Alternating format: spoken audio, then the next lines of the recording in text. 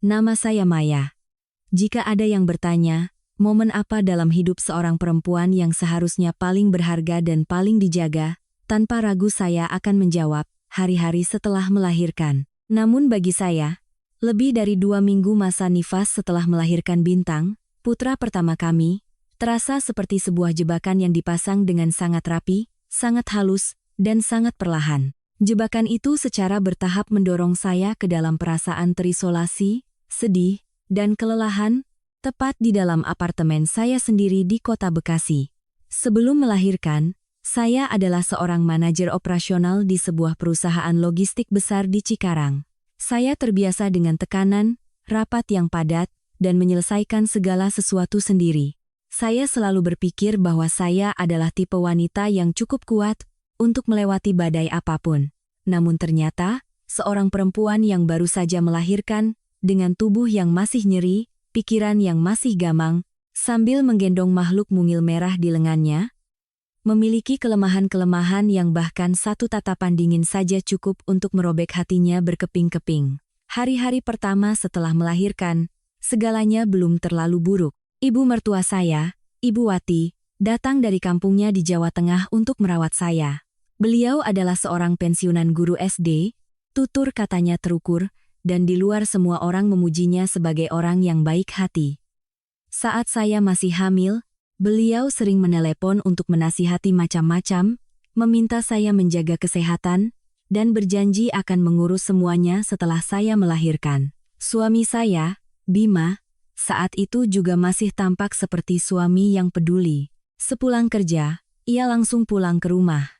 Terkadang ia bahkan membelikan kaki sapi atau ikan gabus, meminta ibunya memasaknya untuk saya agar ASI saya lancar. Saya pernah benar-benar bersyukur untuk itu. Saya masih ingat dengan jelas malam pertama pulang ke rumah setelah dari rumah sakit. Apartemen kami yang luasnya tak sampai 90 meter kuadrat itu telah dibersihkan, spray diganti baru, dan boks bayi diletakkan persis di samping tempat tidur. Ibu mertua saya membawakan semangkuk sup ayam jahe, uapnya yang hangat mengepul dengan aroma yang lembut.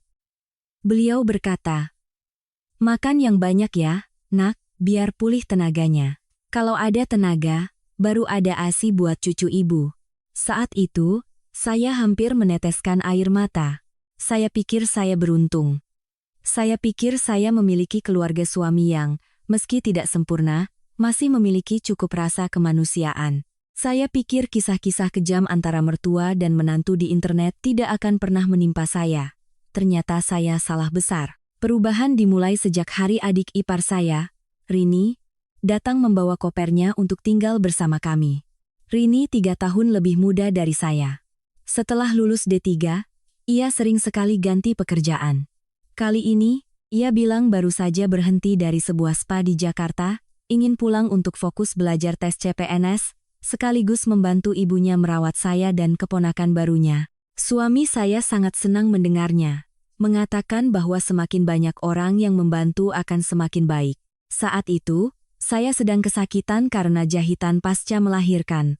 Tidur malam pun tak pernah nyenyak karena Bintang sering rewel.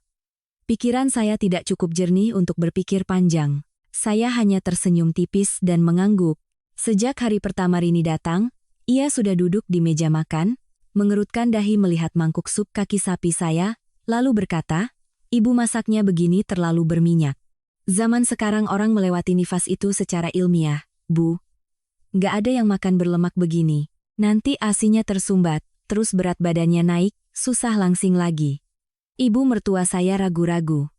"Oh, begitu ya? Tapi dulu ibu melahirkan kalian semua ya makannya begini." Rini tersenyum, suaranya terdengar yakin seperti seorang ahli. "Dulu beda, sekarang beda, Bu.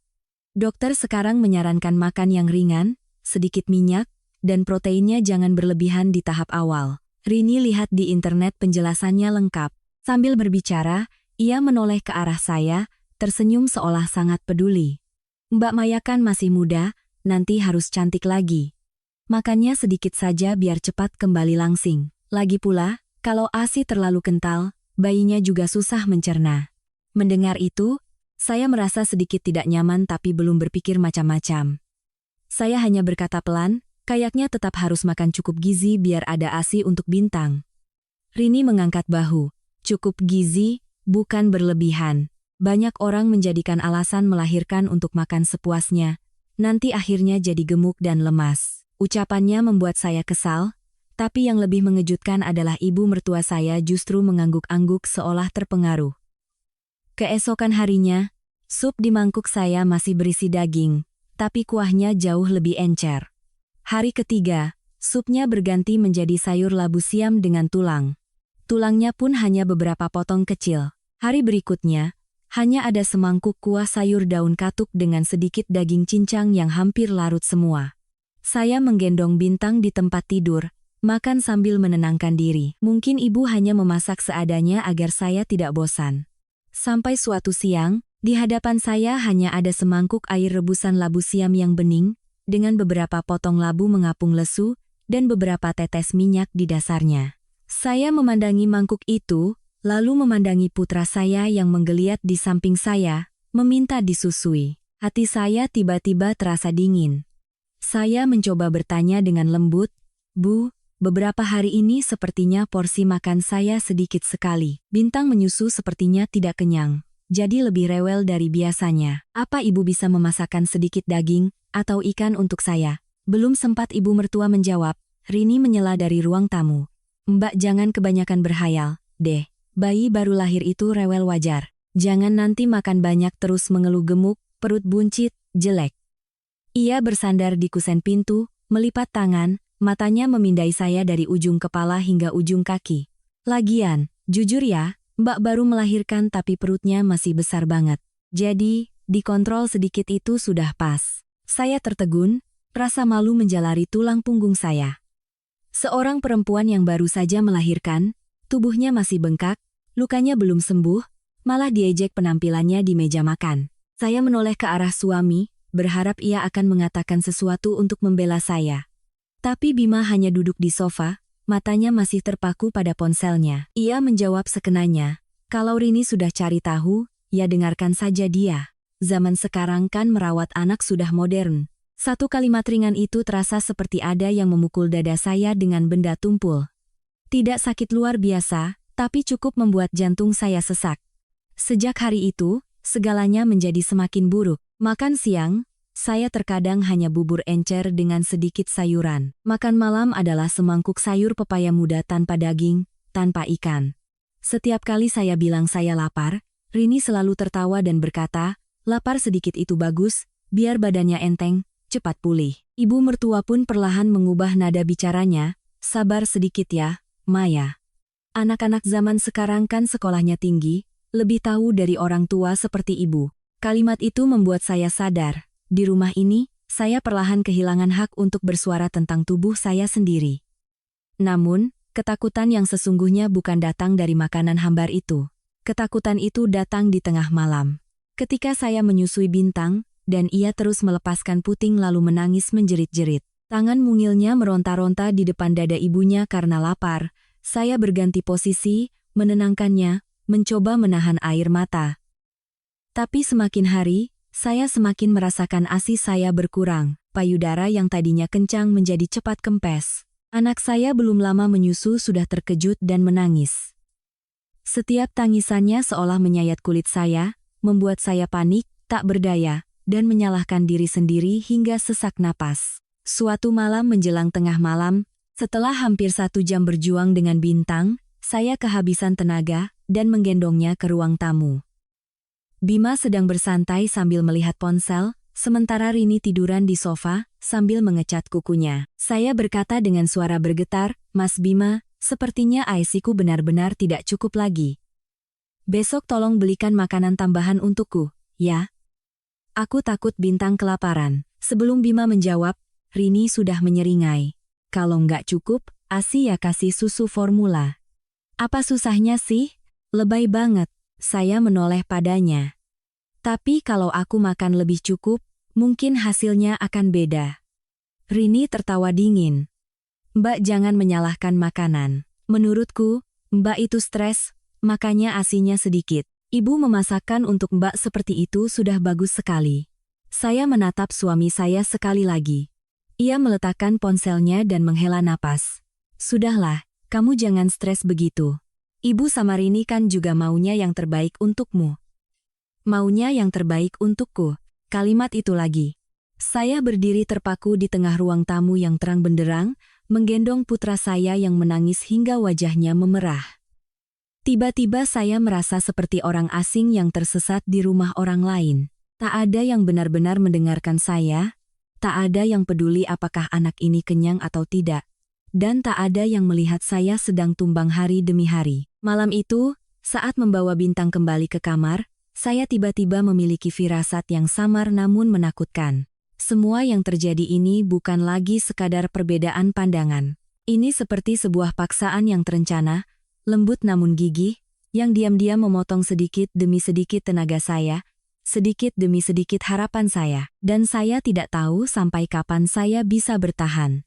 Keesokan paginya, saya terbangun setelah semalaman nyaris tidak tidur. Seluruh tubuh saya remuk, kepala sakit seperti dihantam palu, kedua payudara terasa kencang namun Bintang menyusu tetap tidak tenang. Begitu diletakkan, ia merengek lalu menangis.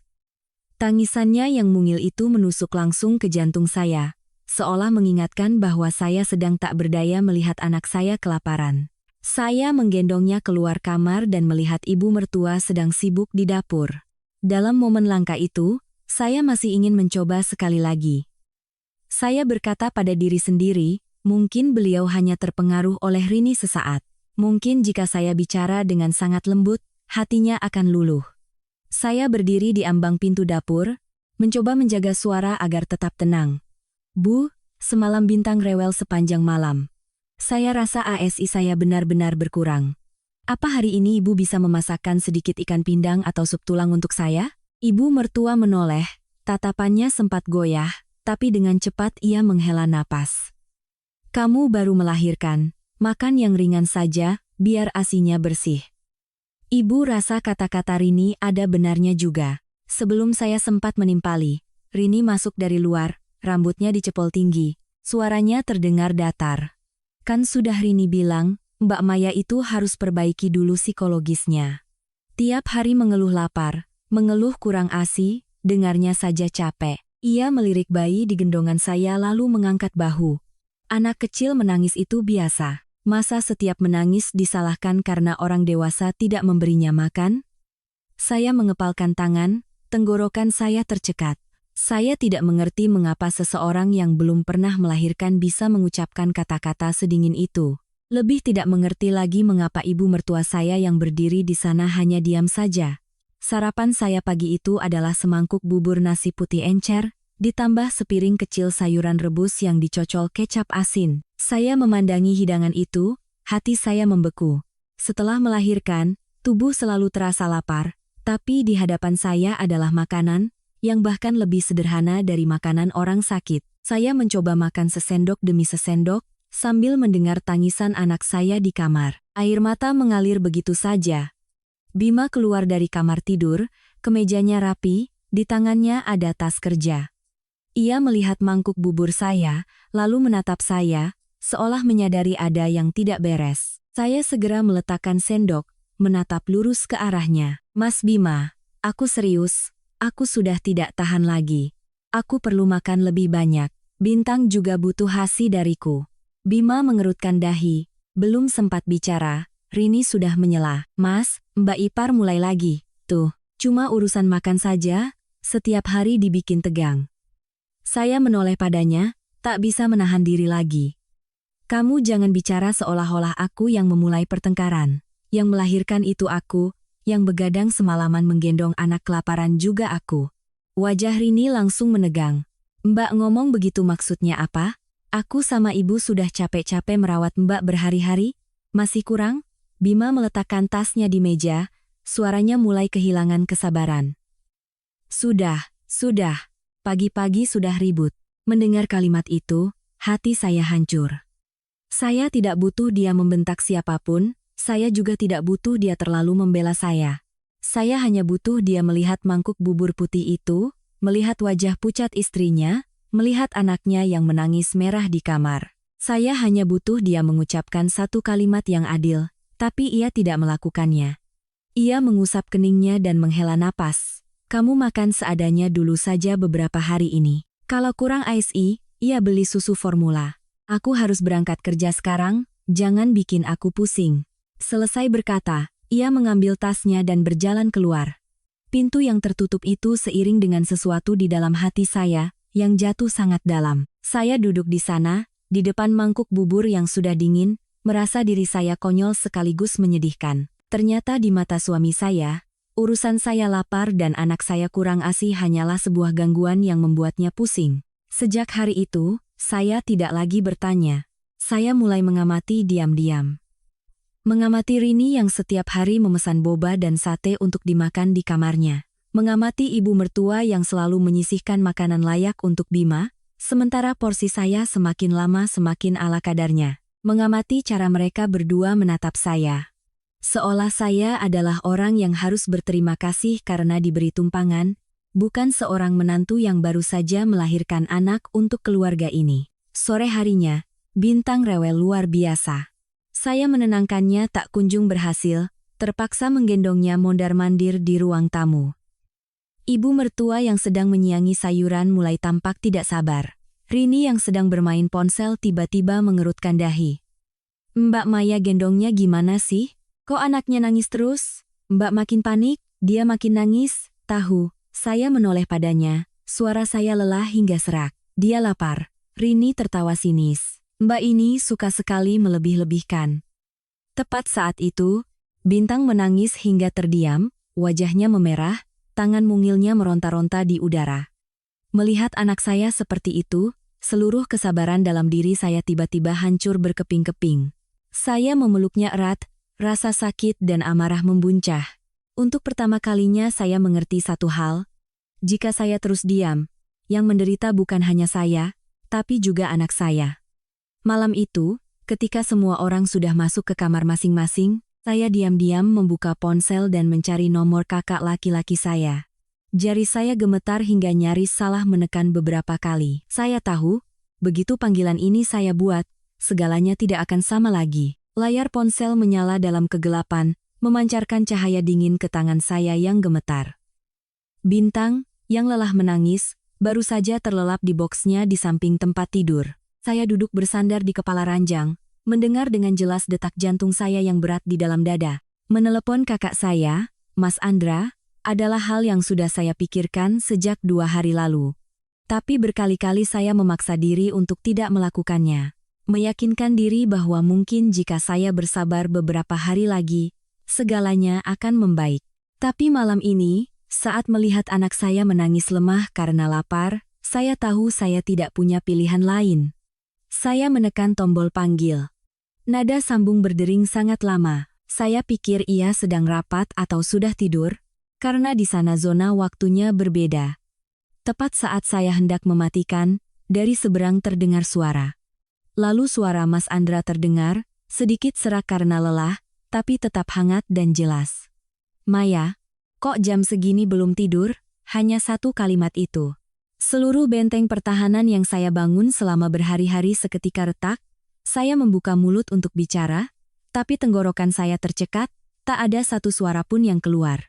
Air mata begitu saja mengalir, panas, menetes deras ke punggung tangan saya. Di seberang sana, hening sejenak, lalu suaranya langsung berubah. Maya, kamu kenapa? Saya menggigit bibir kuat-kuat, mencoba menahan isakan. Begitu saya berhasil memanggilnya, Mas, saya langsung pecah dalam tangisan. Saya panik menoleh ke arah Bintang, takut membangunkannya, lalu buru-buru membekap mulut dengan tangan. Tapi semakin ditahan, isakan itu semakin sesak di dada, sakit seolah ada yang meremas jantung saya. Mas Andra bicara dengan cepat. Maya, cerita sama Mas. Ada apa? Bima di mana? Ibu mertuamu di mana? Saya menarik napas dalam-dalam, mencoba mengumpulkan serpihan kata-kata yang hancur di kepala. Saya bercerita. Bercerita sejak Rini pulang, bercerita tentang mangkuk sup yang semakin encer, tentang bubur putih dengan sayuran rebus, tentang saya yang melihat anak saya menangis merah padam karena tidak cukup ASI. Saya ceritakan juga tatapan kesal ibu mertua, nada sinis adik ipar, dan sikap dingin Bima yang kejam setiap kali saya meminta tolong. Saya bicara di tengah isak tangis, kadang terputus, kadang suara saya hilang. Mas, aku benar-benar sudah tidak tahan lagi. Aku lapar tidak apa-apa, tapi aku takut anakku kelaparan. Aku takut kalau terus di sini, suatu hari aku tidak akan sanggup berdiri lagi. Di seberang sana hening. Keheningan kakak saya tidak seperti sikap acuh tak acuh Bima. Ini adalah keheningan yang menakutkan sebelum badai datang. Saya bisa mendengar napasnya yang semakin berat. Lama sekali, baru ia bertanya, suaranya sudah sangat dalam. Sekarang kamu di kamar sendirian? Iya, pintunya dikunci. Saya menoleh ke arah pintu kamar. Sudah kukunci. Bintang sedang tidur. Baru saja tidur? Mas Andra menghela napas panjang, seolah berusaha menahan amarah. Maya, dengarkan Mas. Saya menggenggam ponsel erat-erat, air mata masih mengalir. Malam ini, jangan bicara apa-apa lagi sama siapapun. Siapapun bilang apa, biarkan saja. Kamu diam di kamar, jaga Bintang di sampingmu. Jangan berdebat, jangan bertengkar. Kamu bisa. Saya mengangguk refleks, baru sadar ia tidak bisa melihat. Iya Mas, aku bisa. Ada makanan di kamar? Saya melihat sekeliling. Di laci hanya ada beberapa kotak susu UHT dan beberapa keping biskuit yang saya beli diam-diam secara online beberapa hari lalu. Ada sedikit biskuit sama susu. Makan itu dulu untuk sementara. Kamu harus jaga tenaga. Saya mendengar suara kertas bergesekan di seberang sana. Lalu suara Mas Andra memanggil seseorang dengan nada cepat dan mendesak. Mungkin ia sedang berdiri di suatu tempat, bicara dengan saya sambil membereskan pekerjaannya. Tiba-tiba hidung saya terasa perih. Mas lagi sibuk sekali, ya? Tidak ada yang lebih penting darimu saat ini. Kalimat itu membuat saya menangis lagi. Tapi kali ini perasaannya berbeda. Rasa sedih masih ada, rasa sakit masih ada, tapi di antara retakan itu, muncul sebuah sandaran hangat yang selama setengah bulan ini saya kira telah hilang selamanya. Mas Andra melanjutkan, bicaranya pelan tapi pasti. Maya, Mas mau tanya satu hal. Kamu masih mau tinggal di sana? Saya terdiam. Itulah pertanyaan yang selama beberapa hari ini tidak berani saya jawab sendiri. Saya pernah berpikir, demi anak, saya akan sabar. Demi menjaga keutuhan rumah tangga, saya akan sabar. Demi takut gunjingan orang, saya akan sabar. Tapi saat ini, mendengar pertanyaan itu dari kakak saya sendiri, saya tidak bisa lagi membohongi hati saya. Saya memandangi Bintang yang sedang tidur, bulu matanya masih basah karena tangisan tadi. Saya berkata sangat pelan, aku tidak mau. Di seberang sana tidak langsung menjawab, tapi ketika ia bicara, suaranya dingin dan tegas hingga saya tahu segalanya benar-benar akan berubah. Baik, kalau kamu tidak mau tinggal di sana, Mas akan jemput kamu.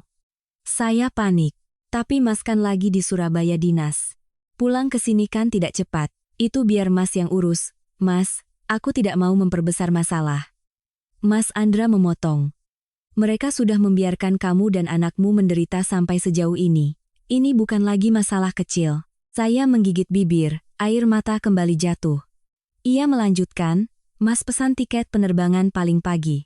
Kalau besok pagi Mas belum sampai, akan ada orang yang datang lebih dulu untuk membantumu. Ingat pesan Mas. Dari sekarang sampai Mas datang, kamu tidak boleh kelaparan lagi. Kamu harus makan, harus minum, harus jaga tenaga untuk anakmu. Hati saya terguncang. Ada orang yang datang lebih dulu? Iya, Mas akan atur. Saya tidak bisa bertanya lebih jauh. Saya tahu sifat kakak saya. Sekali ia berkata, ia pasti akan melakukannya. Sebelum menutup telepon, suaranya melembut. Maya, dengarkan Mas. Kamu tidak merepotkan. Kamu menelepon Mas saat ini adalah keputusan yang tepat, sangat tepat. Saya memejamkan mata, membiarkan air mata membasahi bantal. Dari ruang tamu, saya masih samar-samar mendengar suara TV, suara Rini tertawa dengan ibu mertua. Rumah itu masih sama seperti biasanya, tapi di dalam hati saya, sesuatu telah berubah.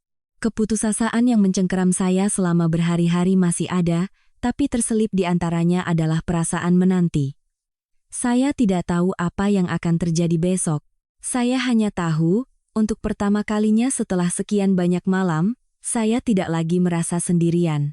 Malam itu, setelah menutup telepon, saya duduk lama di tepi tempat tidur, mendengar suara AC yang berhembus teratur di kamar yang sunyi. Tidur Bintang tidak nyenyak, sesekali ia terkejut, bibir mungilnya mengerucut seolah masih mencari puting ibunya. Saya diam-diam membuka laci, mengambil beberapa keping biskuit yang saya sembunyikan dan memakannya. Biskuit itu begitu kering hingga tersangkut di tenggorokan. Tapi saya tetap memaksanya masuk. Saya tahu Mas Andra benar, saya tidak boleh tumbang sebelum berhasil membawa anak saya keluar dari tempat ini. Sekitar pukul 11 malam, pintu kamar saya diketuk 2 kali. Suara ibu mertua terdengar dari luar. "Maya, sudah tidur?" Saya buru-buru menyeka air mata, merapikan selimut Bintang, lalu menjawab pelan. "Iya, Bu, sebentar lagi tidur." Beliau diam sejenak, lalu berkata, "Buka pintunya, Maya. Ibu bawakan air hangat." Saya menatap pintu, jantung saya tiba-tiba berdebar kencang. Selama setengah bulan ini, setiap kali beliau bersikap lembut, pasti setelahnya ada hal yang membuat saya lebih kecewa. Saya tiba-tiba tidak bisa lagi mempercayai kelembutan apapun di rumah ini. Saya menjawab, "Terima kasih, Bu. Saya sedang menidurkan Bintang. Besok saja saya minum." Di luar kembali hening. Sesaat kemudian, suaranya terdengar lebih rendah. "Kamu masih marah sama ibu?" Saya tertegun. Jika ini terjadi sebelumnya, hanya dengan kalimat itu hati saya pasti sudah luluh. Saya akan menyalahkan diri sendiri, merasa tidak sopan, dan berkata pada diri sendiri harus mengerti orang tua. Tapi sekarang, bayangan mangkuk bubur putih, suara tangisan serak Bintang, tatapan acuh tak acuh semua orang, terus bermunculan. Saya menggendong anak saya semalaman hingga kelelahan bukan untuk menunggu pertanyaan ringan seperti itu. Saya tidak menjawab. Di luar, terdengar ibu mertua menghela napas. "Ibu kan juga maunya yang terbaik untukmu." Kalimat itu seperti duri yang menusuk dada saya. Lagi-lagi demi kebaikan saya. Kebaikan yang membuat saya pucat pasi, membuat anak saya menangis lemas, membuat saya harus menyembunyikan biskuit di laci seperti pencuri di rumah sendiri. Saya menggenggam ujung selimut, menjawab pelan, "Saya mau tidur, Bu." Beliau tidak berkata apa-apa lagi. Saya mendengar suara sandalnya menjauh lalu hilang. Saya pikir malam itu akan berlalu begitu saja. Tapi menjelang pagi, Bintang kembali rewel luar biasa. Saya menyusuinya bergantian kiri dan kanan, tapi ia tetap melepaskannya dan menangis. Keringat membasahi punggung baju saya, rambut saya lengket di pelipis, lengan saya kaku karena menggendong terlalu lama. Tak kunjung berhasil, saya terpaksa membuka laci, dan membuat sedikit susu formula yang saya beli diam-diam beberapa hari lalu. Tepat saat itu, pintu kamar terbuka. Bima berdiri terpaku di ambang pintu, wajahnya masih mengantuk. Ia melihat botol susu di tangan saya, suaranya memberat. "Kamu beli itu sejak kapan?" Saya menggendong Bintang, tak ingin menatapnya. "Beberapa hari lalu, kamu beli tanpa bilang-bilang." Saya tertawa, tawa yang pendek dan kering. "Untuk apa bilang?" Bima terdiam, pandangannya jatuh pada wajah pucat saya, lalu beralih pada Bintang yang menangis hingga bibirnya membiru. Mungkin untuk pertama kalinya setelah berhari-hari ia benar-benar memperhatikan kami berdua. Tapi keterlambatan itu membuat saya tidak lagi merasa bersyukur. Ia mendekat, suaranya melembut. "Maya, jangan begini. Aku tahu beberapa hari ini kamu lelah." Saya menatapnya. Dalam cahaya kuning temaram lampu tidur, wajah pria yang pernah saya percayai itu tiba-tiba terasa sangat asing. "Kamu tahu aku lelah?" Saya bertanya sangat pelan. "Tapi kamu membiarkanku sendirian sampai saat ini." Bima tertegun. "Aku kan tidak meninggalkanmu. Aku hanya berpikir ibu dan Rini bisa merawatmu." "Merawat?" Saya menatap lurus ke matanya, setiap kata yang keluar bergetar tapi jelas. "Kamu tahu apa yang aku makan beberapa hari ini? Kamu tahu aku harus menyembunyikan biskuit di laci untuk menahan lapar? Kamu tahu anak kita menyusu tidak kenyang sampai menangis lemas berkali-kali?" Bima terperangah. Saya melihat jakunnya bergerak, tapi lama sekali ia tidak bisa berkata-kata. Tepat saat itu, dari luar terdengar suara sandal Rini. Ia menjulurkan kepalanya ke kamar. Suaranya ketus. Ya ampun, tengah malam begini ribut apa lagi? Bayi menangis, seisi rumah jadi tidak bisa tidur. Saya menoleh padanya. Kali ini saya tidak menghindar, juga tidak mencoba bersabar seperti sebelumnya. Saya berkata langsung, anakku menangis karena lapar. Rini menyeringai. Mbak ini menyalahkan terus. Kan sudah kubilang, anak kecil manapun memang begitu. Saya menatapnya. Hati saya membeku. Anehnya, ketika sudah didesak sampai ke batas akhir, manusia tidak lagi merasa takut. Mulai sekarang kamu jangan masuk ke kamarku lagi. Rini membelalak. Mbak ngomong apa? Bima juga mengerutkan dahi. Maya, jangan keterlaluan. Saya memeluk Bintang lebih erat. Suara saya masih rendah tapi tegas. Aku tidak keterlaluan. Aku hanya sedang melindungi anakku. Seluruh ruangan hening. Tepat di saat itu, ponsel saya bergetar. Sebuah pesan dari Mas Andra muncul di layar. Aku sudah mendarat di Soekarno-Hatta. Pagi ini aku sampai. Saya menatap tulisan itu. Jantung saya berdebar begitu kencang hingga ujung jari saya ikut gemetar. Di luar jendela, langit belum sepenuhnya terang, tapi saya tahu, malam terpanjang dalam hidup saya akan segera berakhir. Pesan dari Mas Andra terasa seperti sebatang korek api yang menyulut bara api di dalam hati saya, yang telah terpendam selama setengah bulan. Saya menatap tulisan singkat itu begitu lama, hingga layar meredup lalu menyala lagi karena sentuhan tak sadar jari saya. Aku sudah mendarat di Soekarno-Hatta. Pagi ini aku sampai. Hanya beberapa kata. Tapi untuk pertama kalinya setelah sekian lama, saya merasa dada saya bisa sedikit mengendur untuk bernapas.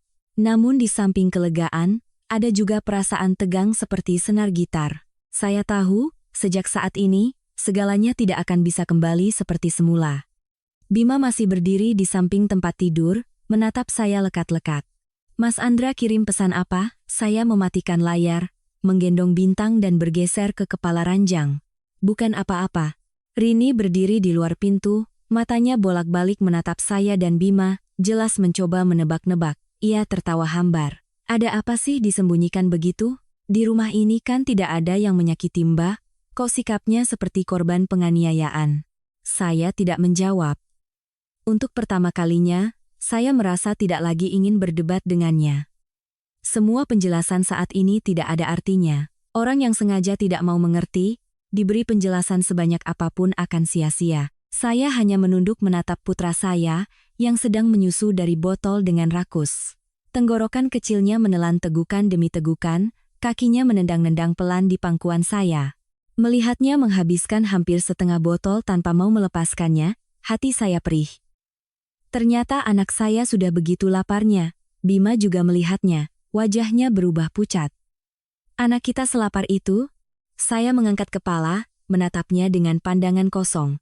Menurutmu? Bima mengatupkan bibirnya. Rini, melihat suasana menjadi tidak enak, segera menyela. Mas, anak kecil minum dari botol memang lebih gampang, tidak ada yang serius. Saya tertawa tipis. Kalau tidak serius, coba kamu puasa beberapa hari, lihat masih bisa bilang begitu atau tidak. Rini hendak membalas, tapi tepat saat itu ibu mertua saya muncul di pintu kamar. Mungkin beliau sudah berdiri di luar sejak tadi, dan mendengar hampir semuanya. Wajahnya tampak lelah, matanya menunjukkan rasa bersalah yang jarang terlihat. Beliau melihat botol susu di tangan saya, lalu menatap cucunya yang menyusu dengan lahap. Bibirnya bergetar. Anakku, benar-benar lapar? Saya tidak menjawabnya. Bukan karena saya tidak sopan, tapi karena saya terlalu lelah untuk mengatakan hal-hal yang seharusnya beliau sadari sejak berhari-hari lalu. Bertanya sekarang, sudah terlambat. Ibu mertua melangkah masuk, suaranya melemah.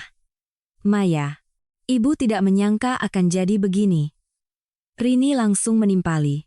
Bu, jangan biarkan Mbak ini melebih-lebihkan. Anak baru lahir mana sih yang tidak rewel? Lagi pula, dia sendiri yang terus-terusan negatif, makanya asinya sedikit. Mendengar kata-kata itu, tulang punggung saya terasa dingin. Sampai di titik ini, ia masih mencari cara untuk menyalahkan saya. Saya menatap lurus ke arah ibu mertua, untuk pertama kalinya bicara tanpa menghindar. Bu, kalau hari ini saya tidak membeli susu formula sendiri, Kalau saya tetap menuruti semua orang dan terus bertahan, ibu pikir anak saya akan bagaimana? Pertanyaan itu membuat beliau tertegun. Bintang yang sedang menyusu mengeluarkan suara tersedak. Saya buru-buru memiringkan botolnya, mengusap punggungnya pelan. Seluruh ruangan hening. Dalam keheningan itu, suara tegukan Bintang semakin jelas, setiap tegukan seolah menjadi bukti atas segalanya. Bima menarik kursi dan duduk, wajahnya pucat pasi.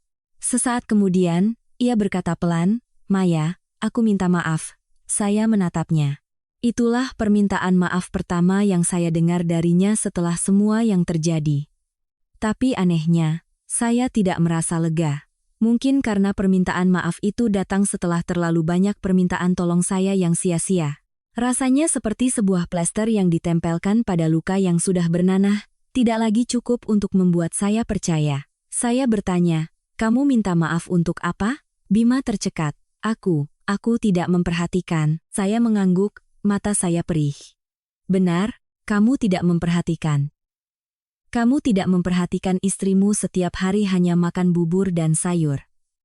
Kamu tidak memperhatikan anakmu menangis serak karena lapar. Kamu tidak memperhatikan bahwa sejak melahirkan sampai sekarang, aku hampir tidak pernah makan dengan layak. Setiap kalimat yang saya ucapkan sangat tenang, tidak berteriak, tidak menangis lagi. Tapi justru ketenangan itu yang membuat Bima tidak berani menatap lurus ke arah saya. Ibu mertua dengan canggung mendekat. "Maya, nanti pagi ibu masakan bubur daging." "Ya." Saya memotong, suara saya tetap pelan. "Saya tidak butuh bubur daging lagi, Bu." Beliau tertegun, matanya mulai menunjukkan kepanikan. Mungkin baru saat ini beliau benar-benar merasa ada sesuatu yang lepas dari kendalinya. Bukan karena beliau begitu menyayangi saya, tapi karena untuk pertama kalinya beliau melihat saya tidak lagi mengalah seperti biasanya. Rini masih ingin bicara, tapi saya sudah menoleh lurus ke arahnya. "Mulai sekarang, jangan atas nama demi kebaikanku kamu memutuskan apa yang harus aku makan dan berapa lama anakku harus menahan lapar." Ia melotot. "Mbak menyalahkan aku?" Saya menjawab. Aku sedang mengingatnya dengan sangat baik. Kalimat itu membuat wajahnya berubah warna. Di luar jendela, langit perlahan memerah. Seberkas cahaya matahari tipis mulai menyelinap melalui celah tirai. Semalaman tidak tidur, kepala saya pusing, mata saya panas, tapi hati saya justru luar biasa jernih. Saya tahu, pagi ini akan menjadi pagi yang menentukan. Sekitar pukul 7 lebih, ponsel saya kembali bergetar. Mas Andra menelepon. Begitu saya angkat, suaranya terdengar singkat. "Maya, Mas sudah di lobi apartemen." Saya menggenggam ponsel erat-erat, jantung saya berdebar kencang. "Mas bisa naik?" "Bisa, tapi Mas tidak sendirian." Belum sempat saya bertanya lebih jauh, dari ruang tamu terdengar suara bel pintu. Satu kali, singkat dan tegas. Ibu mertua, Bima, dan Rini serentak menoleh keluar. Sementara saya, menggendong Bintang di tangan, tiba-tiba merasa telapak tangan saya dingin. Saya tahu, begitu pintu itu terbuka, semua yang selama ini ditutupi akan terbongkar. Bel pintu berbunyi untuk kedua kalinya, masih singkat dan tegas seperti yang pertama, tapi cukup membuat seluruh apartemen diselimuti suasana tegang. Bima yang pertama kali keluar, saya mendengar suara sandalnya terseret di lantai, lalu bunyi kunci pintu dibuka. Ibu mertua dan Rini ikut menyusul, tak ada yang bicara. Saya duduk di tempat tidur, memeluk Bintang erat di dada, telapak tangan saya dingin, jantung saya berdebar begitu kencang seolah-olah akan meledak. Pintu terbuka. Saya tidak bisa melihat semuanya dari dalam, hanya mendengar suara Bima yang tercekat karena kaget. "Mas Andra." Segera setelah itu, terdengar suara kakak saya, tenang luar biasa. "Iya, aku datang menjemput adikku." Hanya satu kalimat itu, suasana di dalam rumah seolah membeku. Saya mendengar langkah ibu mertua terhenti, suaranya panik. "Loh, Nak Andra, kenapa datang pagi-pagi sekali? Ada apa-apa? Kita bicarakan baik-baik." Mas Andra tidak langsung menjawab. Saya terlalu mengenal suaranya untuk tahu kapan ia benar-benar marah. Semakin marah, ia semakin sedikit bicara, semakin tenang. Dan ketenangan itulah yang selalu membuat orang lain segan. Sesaat kemudian, saya mendengar langkah kaki lain. Bukan hanya satu orang. Mas Andra masuk ke kamar saya lebih dulu. Begitu melihat saya, raut wajahnya langsung berubah. Matanya berhenti pada wajah pucat saya, pada rambut saya yang kusut, pada lengan saya yang kurus karena kehilangan tenaga, lalu berhenti pada bayi di pangkuan saya. Saya melihat dengan jelas rahangnya mengeras. Ia mendekat, berdiri di depan saya beberapa detik tanpa berkata apa-apa. Matanya memerah, tapi saat bicara, suaranya tetap sangat rendah. Maya, Mas sudah datang. Hanya 4 kata itu, air mata saya langsung tumpah.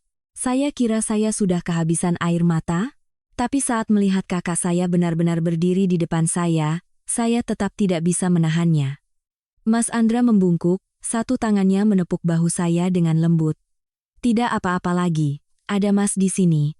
Di belakangnya, ada seorang wanita berusia sekitar 50-an, berpakaian rapi, wajahnya cerah dan sangat berwibawa. Ia membawa sebuah tas besar dan sebuah kotak medis kecil. Di sampingnya, seorang pria berusia sekitar 40-an, kemeja putih, celana bahan gelap, membawa tas dokumen. Keduanya memancarkan aura profesional yang membuat kamar sempit saya tiba-tiba terasa seperti tempat yang berbeda. Mas Andra menoleh pada wanita itu. Ibu Susi, tolong periksa dulu kondisi adik saya dan bayinya. Wanita itu mengangguk, memberikan senyum yang sangat lembut pada saya. Saya Susi, sudah lebih dari 15 tahun bekerja sebagai perawat pasca melahirkan. Tenang saja, ya, Mbak. Saya periksa dulu kondisi ibu dan bayinya. Saya belum sempat bereaksi, ia sudah dengan sigap meletakkan tasnya, membersihkan tangan dengan cairan yang dibawanya, lalu mendekati saya dengan sikap yang lembut namun tegas. Pada saat yang sama, pria yang datang bersama Mas Andra melangkah ke ruang tamu dengan tas dokumen di tangannya. Tanpa perlu diperkenalkan pun saya bisa menebak bahwa ia adalah seorang pengacara, atau setidaknya konsultan hukum. Di ruang tamu, suara Rini melengking. Mas Andra, maksud Mas apa begini? Tiba-tiba membawa orang asing masuk ke rumah orang. Kali ini Mas Andra langsung menjawab, setiap katanya singkat. Ini rumah suami istri adik saya, bukan tempat di mana siapapun bisa berbuat semaunya. Rini terdiam sejenak, lalu membela diri. Kami tidak melakukan apa-apa, kok. Mbak Maya cuma tidak cocok dengan cara perawatan Mas Hanifah saja. Mas Andra tertawa sinis. Saya tidak bisa melihat wajahnya, tapi dari suaranya saya tahu ia sudah sangat marah. Tidak cocok, kamu bilang tidak cocok, ia menekankan setiap kata. Membiarkan seorang ibu yang baru melahirkan makan bubur putih dan sayur rebus, membiarkan bayi baru lahir kelaparan sampai harus menyembunyikan susu formula di laci, itu yang kamu sebut cocok? Di luar hening. Ibu mertua saya tergagap. Bukan begitu, Nak Andra. Rini bilang sekarang perawatan nifas harus ilmiah. Ibu cuma ikut saja. Ikut saja? Mas Andra memotong. Ibu kan orang dewasa di rumah ini. Apa ibu tidak tahu seorang perempuan yang baru melahirkan butuh makan yang layak? Saya duduk di dalam kamar, mendengarkan setiap kata, hati saya bergetar sekaligus sakit. Itulah kalimat-kalimat yang seharusnya Bima ucapkan sejak lama. Seharusnya yang membela saya adalah suami saya, bukan kakak saya yang harus terburu-buru terbang dari kota lain. Tapi sekarang, saya tidak punya tenaga lagi untuk menyesali hal itu. Ibu Susi sudah memeriksa Bintang secara singkat. Ia menggendong anak saya dengan sangat terampil, tangannya mantap dan hangat. Ia melihat wajah Bintang, meraba tangan dan kakinya, bertanya pada saya dengan detail tentang frekuensi menyusu, pola tidur, seberapa sering ia rewel, dan jumlah ASI beberapa hari terakhir. Semakin saya mendengar pertanyaannya, semakin saya merasa sedih. Hal-hal sepenting ini, selama setengah bulan tak ada seorang pun di rumah ini yang benar-benar ingin tahu. Sesaat kemudian, Ibu Susi menoleh pada saya, suaranya lembut tapi serius. Mbak kekurangan gizi, ini sudah jelas. Wajar kalau ASINya berkurang, bayinya juga ada tanda-tanda kurang minum. Untung cepat ketahuan. Mendengar itu, tenggorokan saya tercekat. Di ruang tamu, untuk pertama kalinya saya mendengar suara Bima sejak Mas Andra datang. Ia bicara pelan dan serak. Mas Andra, saya minta maaf. Hening sejenak. Mas Andra bertanya balik, suaranya datar seperti permukaan air. Kamu minta maaf untuk apa? Bima terdiam. Keheningan itu membuat saya memejamkan mata. Bahkan sampai saat ini, ia masih tidak tahu harus menyebut kesalahannya apa. Ia mungkin panik, mungkin menyesal, mungkin takut kehilangan saya, tapi ia masih belum cukup sadar untuk mengerti bahwa yang paling menyakitkan bagi saya bukanlah mangkuk bubur putih atau sindiran adik ipar, melainkan suamiku yang menyaksikan semuanya dan memilih untuk tidak melakukan apa-apa. Mas Andra tidak bicara lagi dengan Bima. Ia masuk ke kamar, menatap saya, dan berkata dengan sangat jelas, "Maya, ganti baju. Mas antar kamu dan Bintang pergi." Saya menatapnya, lalu melirik ke arah pintu kamar. Ibu mertua sudah pucat pasi. Rini berdiri mematung, dan Bima. Ia berdiri di tengah ruang tamu, seluruh tubuhnya kaku seolah baru saja kehilangan seluruh tenaganya. Saya tahu, saat ini, pernikahan saya sudah melangkah ke ambang yang berbeda. Saya menatap Mas Andra, lalu menunduk menatap Bintang yang berbaring tenang di pelukan Ibu Susi. Anak itu baru saja disendawakan, wajah mungilnya sudah tidak semerah tadi, napasnya pun lebih teratur. Hanya satu detail kecil itu, tapi hati saya terasa sakit. Ternyata anak saya tidak sulit dirawat, juga tidak rewel tanpa sebab seperti yang selalu dikatakan Rini. Anak saya hanya lapar, lelah, dan butuh dirawat dengan benar. Tapi selama berhari-hari, kami berdua seolah didorong ke sudut, dianggap sebagai pengganggu di rumah ini. Mas Andra mengulangi, suaranya tidak keras tapi tegas. "Maya, ganti baju. Bawa yang penting saja, sisanya kita urus nanti." Saya mengangguk. Pikiran saya saat itu anehnya sangat tenang. Mungkin ketika rasa sakit dan kekecewaan sudah menumpuk sampai pada titik tertentu, manusia tidak lagi punya tenaga untuk panik. Saya menjejakkan kaki ke lantai, lutut saya sedikit gemetar karena lelah, tapi saya tetap berusaha berdiri tegak. Ibu Susi melihatnya dan langsung menopang lengan saya. "Pelan-pelan saja, Mbak, jangan dipaksa."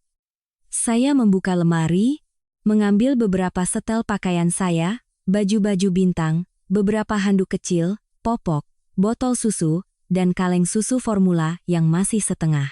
Setiap barang yang saya masukkan ke dalam tas membuat hati saya berat.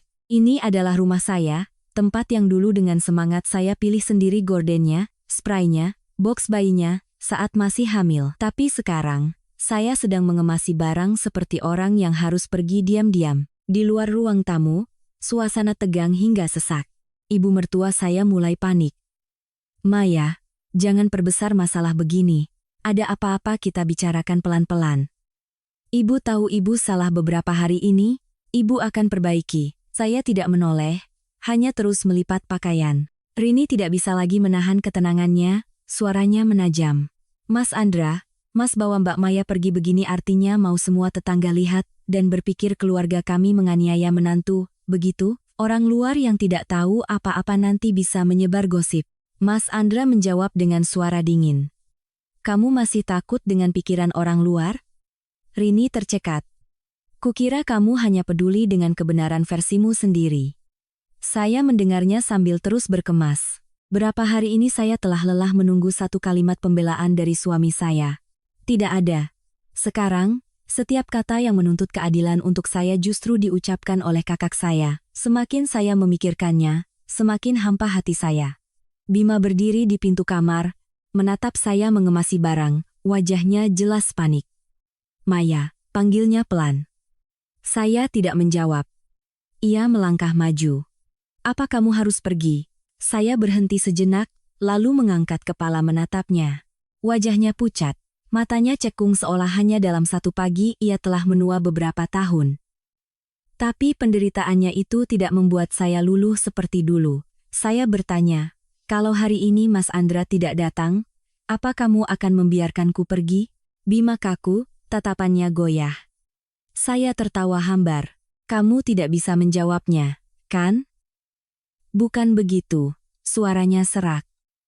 Aku hanya tidak berpikir masalahnya seserius ini." Saya menatapnya, rasa lelah menjalar dari dada hingga ke pelipis. "Itulah yang paling membuatku takut, Mas Bima." Ia terdiam. "Aku sudah bilang berkali-kali padamu bahwa aku lapar, bahwa anak kita kurang minum, bahwa aku tidak tahan lagi, tapi kamu tidak pernah percaya padaku. Kamu hanya percaya bahwa aku melebih-lebihkan. Setiap kata yang saya ucapkan tenang, tapi setiap kata seolah menyayat kami berdua. Sampai anak kita harus minum dari botol seperti orang kehausan, sampai Mas Andra membawa orang ke rumah ini, baru kamu merasa ini serius. Jadi, sebenarnya, di hatimu, apa perkataanku pernah cukup berarti? Bima membuka mulut tapi tidak bisa berkata apa-apa. Saya melihat matanya memerah. Jika ini terjadi sebelumnya, mungkin saya sudah panik dan menenangkannya. Takut ia sedih, takut rumah tangga tidak harmonis. Tapi sekarang, di dalam hati saya hanya ada satu pikiran.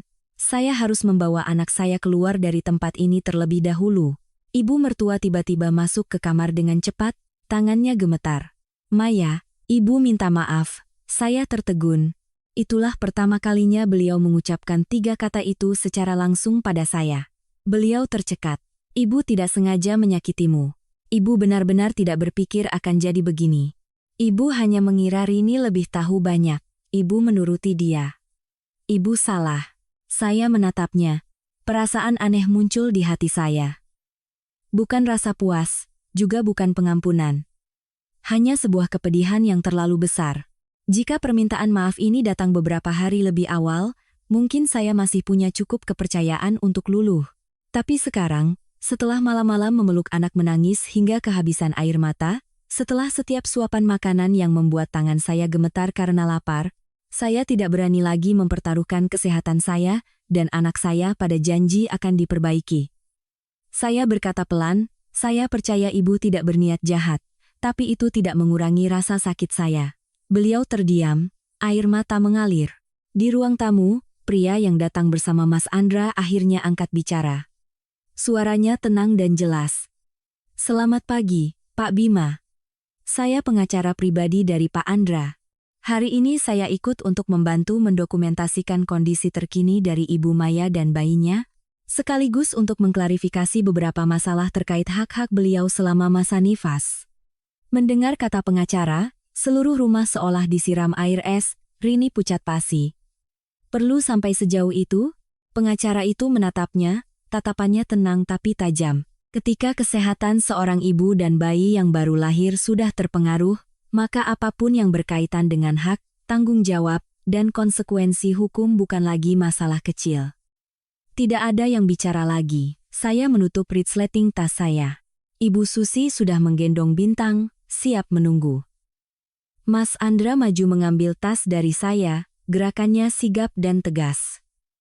Seolah ia tidak ingin saya membuang tenaga sedikit pun lagi di tempat ini. Saya berdiri di tengah kamar yang pernah menjadi tempat pribadi saya, memandang sekilas untuk terakhir kalinya. Gordon krem yang saya pilih sendiri, lampu tidur berbentuk awan yang saya beli saat tahu saya hamil, foto pernikahan di dinding dengan senyum bahagia dan naif saya dan Bima. Semuanya masih sama, hanya hati manusia yang telah berubah hingga tak bisa dikenali. Saya tahu, saya akan meninggalkan rumah ini. Tapi yang paling menyakitkan bukanlah meninggalkan rumahnya, melainkan karena saya akhirnya mengerti, selama masa kelam ini, orang yang ingin menarik saya dari jurang bukanlah suami saya. Saya melangkah keluar dari kamar tidur dengan sebuah tas kecil di tangan, di bahu saya tersampir jaket tipis yang diberikan Ibu Susi.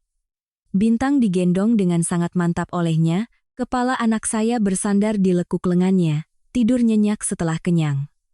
Melihat pemandangan itu, hidung saya kembali terasa perih. Orang asing yang baru datang kurang dari 1 jam lebih tahu cara membuat anak saya tenang. Sementara selama berhari-hari, orang-orang serumah justru menganggap tangisan anak saya sebagai gangguan.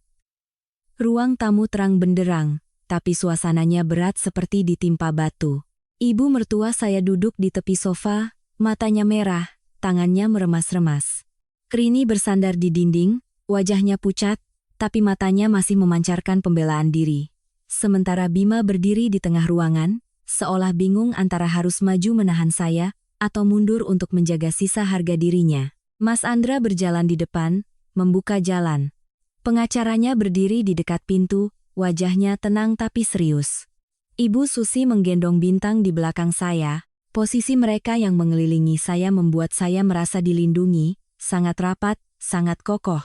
Saya tidak lagi gemetar sendirian seperti hari-hari sebelumnya. Ketika saya melewati meja makan, mata saya tanpa sadar berhenti di meja kayu kecil dekat dapur. Di atasnya masih ada mangkuk bubur putih sisa sarapan tadi. Bubur yang baru saja dimasak terburu-buru oleh ibu mertua setelah tahu Bintang benar-benar kelaparan. Mangkuk itu masih mengepulkan uap tipis. Jika ini beberapa hari yang lalu, mungkin hanya dengan satu tindakan proaktif seperti ini, saya akan kembali memaksa diri untuk luluh. Tapi sekarang, melihatnya, saya hanya merasa getir. Bukan karena bubur itu sedikit atau banyak, tapi karena kebaikan yang datang terlambat tetaplah terlambat. Ibu mertua tiba-tiba berdiri, suaranya tercekat. "Maya, jangan pergi dulu. Ibu tahu ibu salah. Ibu mohon kamu tinggal beberapa hari lagi biar ibu bisa merawatmu dengan benar." Saya berhenti, tidak langsung menoleh. Hanya diam beberapa detik, lalu saya perlahan berbalik menatapnya. Di wajahnya ada penyesalan yang tulus. Mungkin untuk pertama kalinya tanpa campuran gengsi atau menyalahkan. Tapi hati saya tetap diam. Saya berkata pelan, "Bu, bukan saya tidak mau mendengar permintaan maaf ibu." Beliau menatap saya, matanya berkaca-kaca. Hanya saja, saya tidak berani percaya lagi. Kalimat itu seolah merenggut semua kekuatan beliau. Beliau terduduk lemas di kursi, tangannya memegangi dada, air mata jatuh tak henti-hentinya. Saya merasa sakit, tapi bukan lagi jenis sakit yang membuat saya ingin kembali dan menenangkan. Ini adalah rasa sakit seseorang yang akhirnya mengerti, ada luka-luka yang tidak bisa ditambal hanya dengan beberapa kalimat pengakuan salah. Rini tiba-tiba angkat bicara, suaranya lebih tinggi dari biasanya. "Mbak Maya, Mbak melakukan ini sama saja dengan membuat seluruh keluarga kami dapat nama buruk." Saya berbalik sepenuhnya menghadapnya. Sejak tadi saya terlalu lelah untuk berdebat. Tapi saat ini, melihat wajahnya yang masih keras kepala, saya merasa harus menjelaskannya sekali. Aku tidak membuat siapapun dapat nama buruk. Saya menatap lurus ke arahnya. Orang yang berbuat salah yang seharusnya takut dapat nama buruk. Wajah Rini menegang. "Aku kan cuma memberi masukan agar Mbak menjalani nifas dengan benar." Saya tertawa sinis. "Benar menurut apa? Menurut video-video yang kamu tonton di internet? Atau menurut sifat egoismu? Selama kakak iparmu bisa berhemat, seisi rumah jadi lebih irit." Wajahnya memerah. "Mbak memfitnahku, aku memfitnahmu." Suara saya tetap datar. "Kalau begitu, coba katakan. Benar atau tidak kamu setiap hari memesan boba dan makanan mahal untuk dimakan di kamarmu sendiri? Benar atau tidak kamu menyuruh ibu memasak makanan hambar untukku agar bisa berhemat? Benar atau tidak setiap kali aku bilang anakku lapar, kamu selalu bilang aku berlebihan?" Setiap pertanyaan yang saya ajukan membuat bibirnya bergetar. Ia membuka mulut tapi tidak bisa membantah satu kata pun. Bima saat itu baru melangkah cepat, suaranya serak. "Cukup." Saya menoleh padanya. Ia menatap saya lama sekali, lalu merendahkan suaranya. "Maya, aku salah, aku benar-benar salah." Saya diam. Ia maju selangkah lagi, matanya merah. "Beri aku kesempatan untuk memperbaiki semuanya. Aku akan antar ibu pulang ke kampung. Aku akan suruh Rini tinggal di luar. Aku akan sewa perawat untukmu. Dokter, siapapun yang kamu mau, asal kamu jangan pergi." Saya mendengar setiap katanya, tapi hati saya semakin dingin. Jika ini terjadi sebelum Mas Andra datang, mungkin saya akan kembali luluh oleh bujukan ini. Tapi sekarang saya mengerti, yang saya butuhkan bukanlah janji-janji yang diucapkan ketika ia mulai takut kehilangan. Yang saya butuhkan adalah perlindungan sejak awal, saat saya masih bersuara dalam keputusasaan, dan ia tidak memberikan itu pada saya. Saya menatapnya, tenang hingga saya sendiri terkejut. "Mas Bima, aku pergi bukan untuk mengancammu." Ia tertegun. "Aku pergi karena aku dan anakku butuh selamat, butuh dirawat dengan layak. Soal nanti bagaimana, kita bicarakan setelah aku cukup sehat dan waras." Wajahnya pucat pasi. "Maya," panggilnya, suaranya hampir pecah. Tapi Mas Andra sudah melangkah maju, berdiri di antara kami. Ia tidak meninggikan suara, hanya berkata singkat, "Bima, biarkan adikku pergi." Kalimat itu tidak berat, juga tidak kasar, Tapi justru keringkasannya menunjukkan bahwa tidak ada lagi ruang untuk negosiasi emosional. Pengacara yang berdiri di dekat pintu juga angkat bicara. Saat ini kondisi kesehatan Ibu Maya belum stabil. Memisahkan diri dari lingkungan yang menyebabkan stres adalah hal yang perlu. Masalah lain bisa didiskusikan setelah beliau pulih. Bima mengepalkan tangannya, menatap saya seolah ingin mengatakan sesuatu lagi, tapi akhirnya hanya diam. Saya melangkah ke pintu. Angin dari koridor masuk, membawa bau cat dinding, bau matahari pagi, dan perasaan lega yang selama berhari-hari tidak saya rasakan. Kaki saya masih lemah, tapi setiap langkah keluar terasa lebih ringan. Saat pintu lift terbuka, saya mendengar suara serak Bima di belakang saya. "Maya, aku akan menunggumu." Saya tidak menoleh. Bukan karena saya sudah tidak punya perasaan, tapi karena saya mengerti, terkadang menoleh ke belakang sama artinya dengan mendorong diri sendiri kembali ke dalam jurang. Pintu lift tertutup, memisahkan apartemen itu di belakang saya. Saya menunduk menatap tangan mungil Bintang yang menyembul dari selimut lembutnya. Telapak tangannya yang merah muda terasa hangat dan lemah.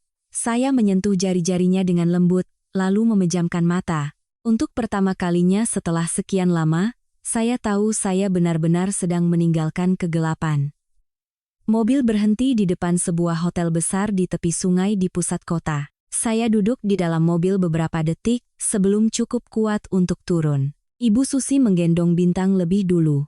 Mas Andra satu tangan membawa tas, satu tangan menopang siku saya seolah takut saya akan jatuh. Pagi sudah terang, matahari menyinari jalanan. Berhari-hari saya terkurung di dalam 4 dinding yang pengap.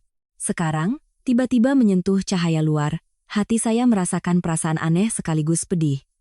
Saya tidak menyangka akan meninggalkan rumah suami setelah melahirkan dengan cara seperti ini.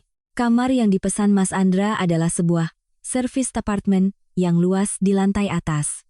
Begitu masuk, saya mencium aroma minyak esensial yang lembut dan bau spray baru yang bersih. Ruang tamu menyatu dengan dapur kecil, dengan jendela kaca besar yang menghadap ke sungai. Di kamar tidur, boks bayi, penghangat susu, alat steril, handuk bayi, bak mandi kecil, semuanya sudah tertata rapi. Saya berdiri di tengah ruangan itu, tenggorokan saya tiba-tiba tercekat. Mas Andra menatap saya, suaranya melembut. "Mas baru sempat siapkan seadanya. Kalau ada yang kurang, bilang saja, nanti Mas lengkapi." Saya menggeleng, air mata hampir jatuh. Ini sudah lebih dari cukup. Ibu Susi meletakkan Bintang di boks, lalu memapah saya duduk di sofa. "Yang pertama sekarang, Mbah harus makan yang benar." Saya belum sempat menjawab. Beliau sudah membuka kotak penghangat makanan yang dibawanya. Aroma sup ayam obat yang hangat menyebar ke seluruh ruangan. Di sampingnya ada bubur ikan gabus, sepiring sayuran rebus yang hijau segar, dan segelas air hangat. Hanya mencium aromanya saja perut saya sudah melilit karena lapar. Saya memegang sendok, tangan saya gemetar hingga nyaris jatuh. Ibu Susi berkata lembut, "Makan pelan-pelan saja, Mbak. Jangan buru-buru." Sendok bubur pertama masuk ke mulut, mata saya terasa perih. Rasa manis dari kaldu, aroma ikan, dan kehangatan yang mengalir ke perut membuat seluruh tubuh saya seolah terbangun. Saya tidak ingat kapan terakhir kali saya makan dengan layak. Mungkin karena terlalu kekurangan, hanya semangkuk bubur bergizi saja sudah membuat saya ingin menangis.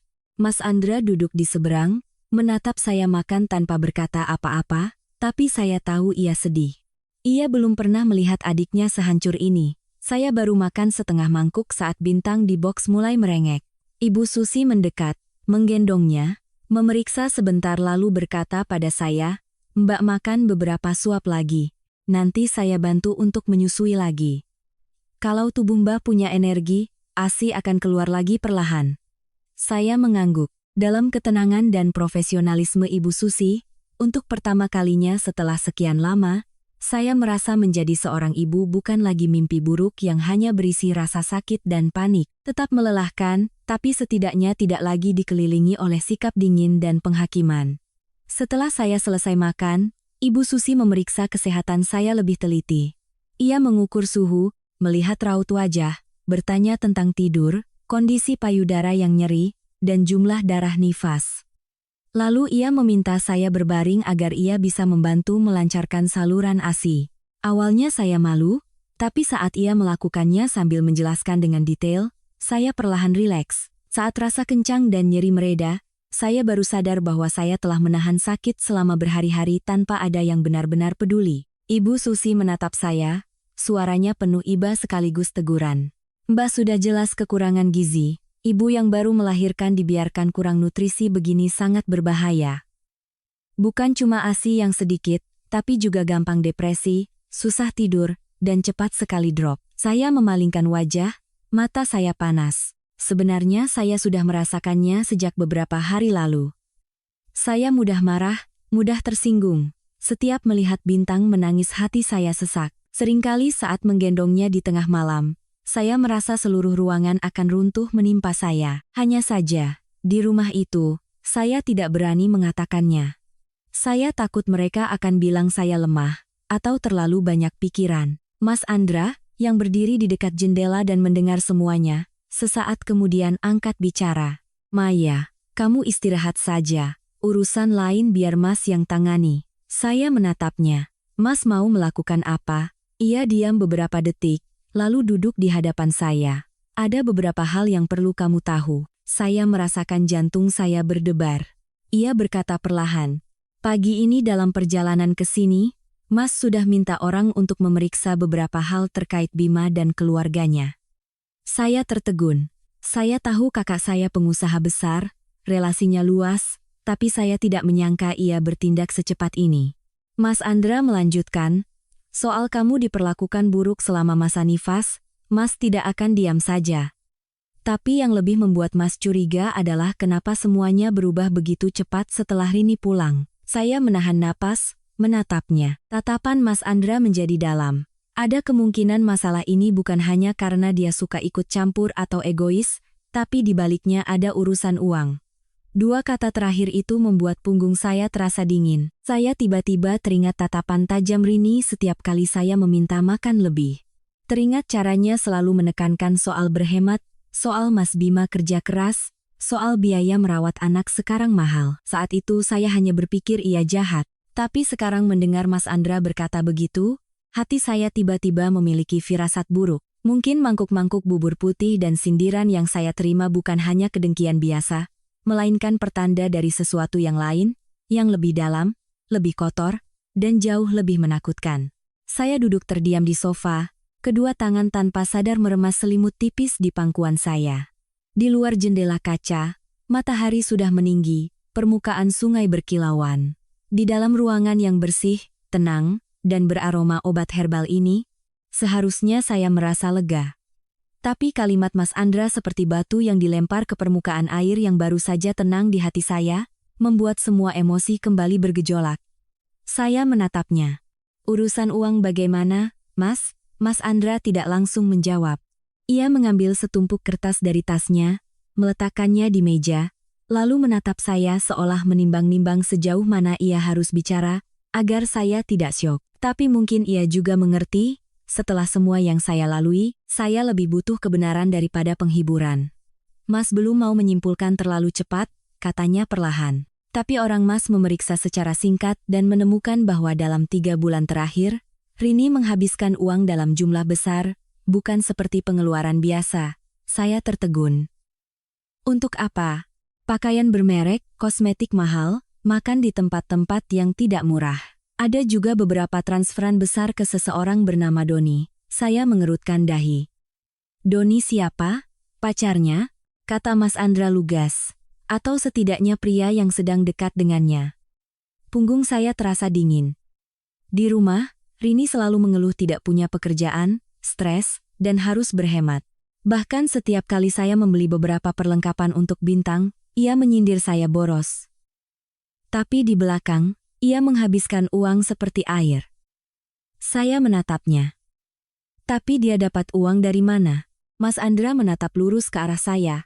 Itulah masalahnya. Tepat saat itu, pengacaranya masuk dari ruangan sebelah. Ia menyapa saya dengan sopan lalu duduk di kursi seberang.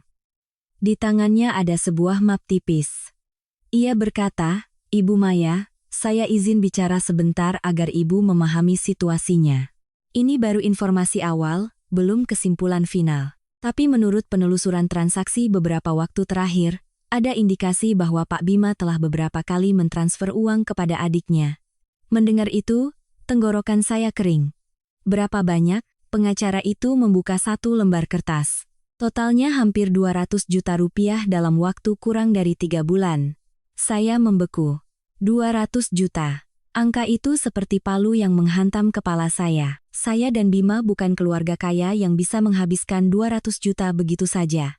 Apartemen yang kami tinggali masih cicilan KPR, mobil juga masih angsuran. Biaya popok, susu, imunisasi, dan kebutuhan bintang ke depan. Selama ini saya yang selalu mengatur keuangan dengan sangat ketat.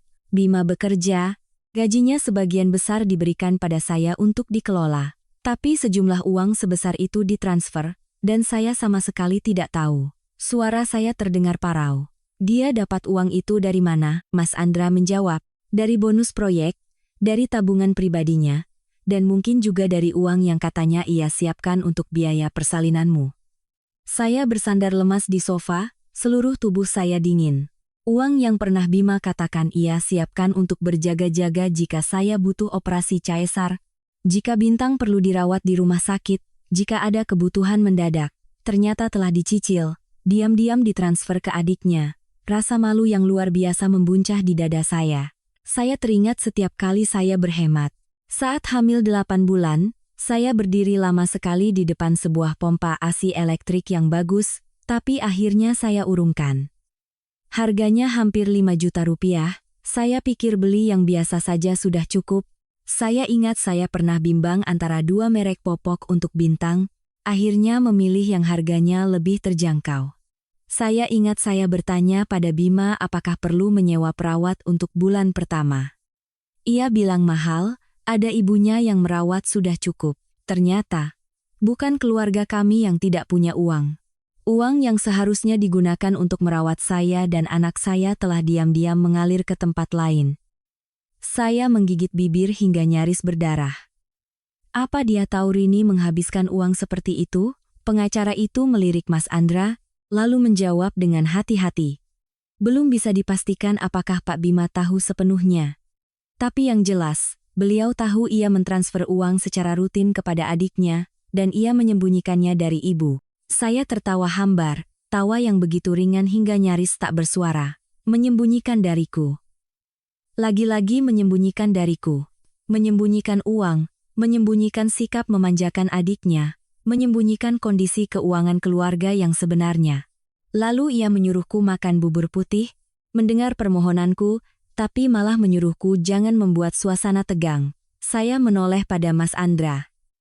Mas pikir, Rini sengaja menghemat uang makanku agar lebih mudah meminta uang dari Mas Bima? Sebelum Mas Andra menjawab, saya sudah mengerti sebagian. Semakin ia bisa menciptakan kesan bahwa keuangan keluarga sedang sulit, semakin Bima percaya bahwa mereka harus mengencangkan ikat pinggang, maka setiap dana rahasia untuk adiknya akan semakin mudah diterima. Ibu mertua, yang sangat percaya pada putrinya, hanya perlu mendengar beberapa kalimat tentang perawatan nifas modern dan berhemat untuk masa depan cucunya. Pasti akan langsung setuju. Sementara saya, yang menjadi korban langsung, malah dianggap sebagai orang yang tidak tahu diri jika bersuara. Tubuh saya gemetar karena marah, bukan hanya karena lapar, sedih, atau diremehkan. Tapi karena ternyata selama hari-hari saya memeluk anak menangis di kamar itu, saya juga telah dijadikan korban untuk perhitungan uang orang lain. Mas Andra merendahkan suaranya. Maya, ada satu hal lagi. Saya menatapnya. Rini saat ini punya utang yang tidak sedikit di luar. Saya memejamkan mata, rasa pusing menerpa. Semuanya tiba-tiba menjadi jelas dengan cara yang menyakitkan. Kata-kata yang ia ucapkan pada ibu mertua, caranya mengatur porsi makan saya, sikap kerasnya setiap kali saya menyinggung soal gizi. Semuanya bukan hanya karena iri, tapi juga perhitungan seseorang yang sedang butuh uang, yang takut ketahuan, sehingga mencari segala cara untuk mengeruk keuangan keluarganya sendiri. Saya membuka mata, suara saya sangat pelan. Jadi, Bima posisinya apa dalam semua ini? Mas Andra menatap saya, tatapannya berat. Entah dia naif atau sengaja, hasilnya tetap sama. Kamu dan anakmu telah ditelantarkan. Saya terdiam. Benar. Itulah intinya. Entah Bima adalah suami yang terlalu lemah, terlalu buta, atau terlalu memihak keluarganya, hasil akhirnya tidak berubah. Yang terluka adalah saya, yang kelaparan adalah anak saya. Malam-malam kelelahan, memeluk anak dalam kegelapan tanpa berani memanggil siapapun, adalah saya yang mengalaminya. Di boksnya, Bintang tiba-tiba menggeliat lalu menangis pelan. Saya menoleh, buru-buru berdiri. Ibu Susi sudah lebih cepat dari saya, menggendongnya, lalu tersenyum menenangkan. Bayinya hanya bangun sebentar. Sini saya letakkan di pangkuan Mbak. Saya menerima Bintang dari tangannya, memeluknya. Kehangatan lembut tubuh anak saya yang menempel di dada membuat hati saya perih, tapi juga perlahan menguat. Saya menunduk menatap wajah mungilnya, di kepala saya hanya ada satu pikiran, saya bisa memaafkan kebodohan, tapi saya tidak bisa terus hidup di bawah atap di mana saya dan anak saya dijadikan tumbal untuk kelemahan dan perhitungan orang lain. Sore itu, untuk pertama kalinya setelah sekian lama, saya bisa tidur nyenyak. Bukan tidur karena kelelahan lalu terbangun kaget, melainkan tidur yang benar-benar terasa rileks. Saat saya membuka mata, cahaya matahari di luar jendela sudah berubah menjadi warna madu. Ruangan begitu sunyi hingga saya bisa mendengar suara AC yang berhembus pelan. Bintang sedang tidur di boksnya, kedua tangan mungilnya terkepal di depan dada. Ibu Susi duduk di sampingnya sambil melipat handuk bayi, menatap saya sambil tersenyum. Mbah tidur hampir 2 jam. Saya mengerjapkan mata, masih bingung seolah tidak percaya. Saya tidur selama itu? Beliau mengangguk. Tubuh Mbak sudah terlalu lelah. Ibu yang baru melahirkan kalau harus tegang terus berhari-hari, begitu dilepaskan sedikit saja langsung drop. Saya duduk, kepala terasa lebih ringan. Rasa lemas masih ada, tapi tidak lagi seberat seperti ditenggelamkan. Saya menoleh menatap Bintang. Hati saya tiba-tiba melunak. Hanya beberapa jam di sini sudah membuat saya dan anak saya tampak sangat berbeda. Saya tidak berani membayangkan jika saya terus bertahan di rumah itu, apakah suatu hari saya akan benar-benar tumbang. Ibu Susi meletakkan tumpukan handuk, menuangkan segelas air hangat untuk saya. Kakak Mbak sedang bicara dengan pengacara di ruang sebelah. Sepertinya dari pihak suami Mbak, ada yang menelepon. Saya memegang gelas itu, jari-jari saya sedikit menegang. Bima yang menelepon? Saya tidak dengar jelas, tapi kakak Mbak belum mengizinkan siapapun menemui Mbak saat ini. Saya menunduk. Perasaan yang sulit dijelaskan muncul di hati saya. Bukan saya tidak lagi memikirkan Bima. Sebenarnya, semakin sunyi, saya semakin teringat dengan jelas setiap raut wajah, setiap kalimat, setiap tatapan matanya selama setengah bulan terakhir. Yang paling saya ingat adalah saat saya menatapnya dengan tatapan memohon, dan ia selalu menghindar. Atau hanya menghela napas, atau menyuruh saya jangan membuatnya pusing. Setiap kali teringat itu, hati saya seperti diremas. Saya berdiri dan berjalan ke ruang tamu. Mas Andra sedang duduk di dekat jendela, satu tangan memegang ponsel, tangan lainnya membolak-balik beberapa lembar kertas di meja. Pengacara duduk di seberangnya, wajahnya tenang seperti biasa. Melihat saya keluar, Mas Andra langsung berdiri. Kenapa tidak istirahat lagi? Sudah lebih baik, Mas. Saya duduk di kursi, menatap ponsel di tangannya. Bima telepon? Mas Andra tidak menyembunyikan. Sering sekali. Ibu mertuamu juga, Rini juga. Saya tertawa sinis. Tanpa perlu mengangkat telepon, saya sudah bisa menebak apa yang ingin mereka katakan. Entah minta maaf, menjelaskan, menyalahkan saya berlebihan, atau ingin tahu sejauh mana Mas Andra sudah tahu, pengacara itu mendorong setumpuk kertas ke arah saya. Ibu Maya, ini adalah ringkasan singkat mengenai aset bersama, transaksi keuangan yang janggal, dan langkah-langkah hukum jika ibu ingin melindungi hak-hak ibu. Saya menatap barisan tulisan yang padat itu, kepala saya sedikit pusing. Dulu, setiap kali mendengar kata-kata seperti hak, aset bersama, opsi hukum, saya akan berpikir itu adalah urusan pernikahan yang sudah di ujung tanduk. Saya pernah percaya, saya tidak akan pernah menyentuhnya. Saya pernah berpikir, selama suami istri saling mencintai dan berjuang bersama, urusan surat-surat itu akan selamanya jauh. Tapi sekarang saya mengerti, ketika seorang perempuan didesak hingga harus menggendong anaknya keluar dari rumah di tengah masa nifas, maka urusan perasaan saja tidak lagi cukup untuk menutupi kenyataan. Saya bertanya, "Kalau saya belum mau cerai, bagaimana?" Pengacara itu menjawab dengan sangat tenang, "Jika ibu belum mau mengambil keputusan sekarang, kita tetap bisa menyiapkan langkah-langkah untuk melindungi diri.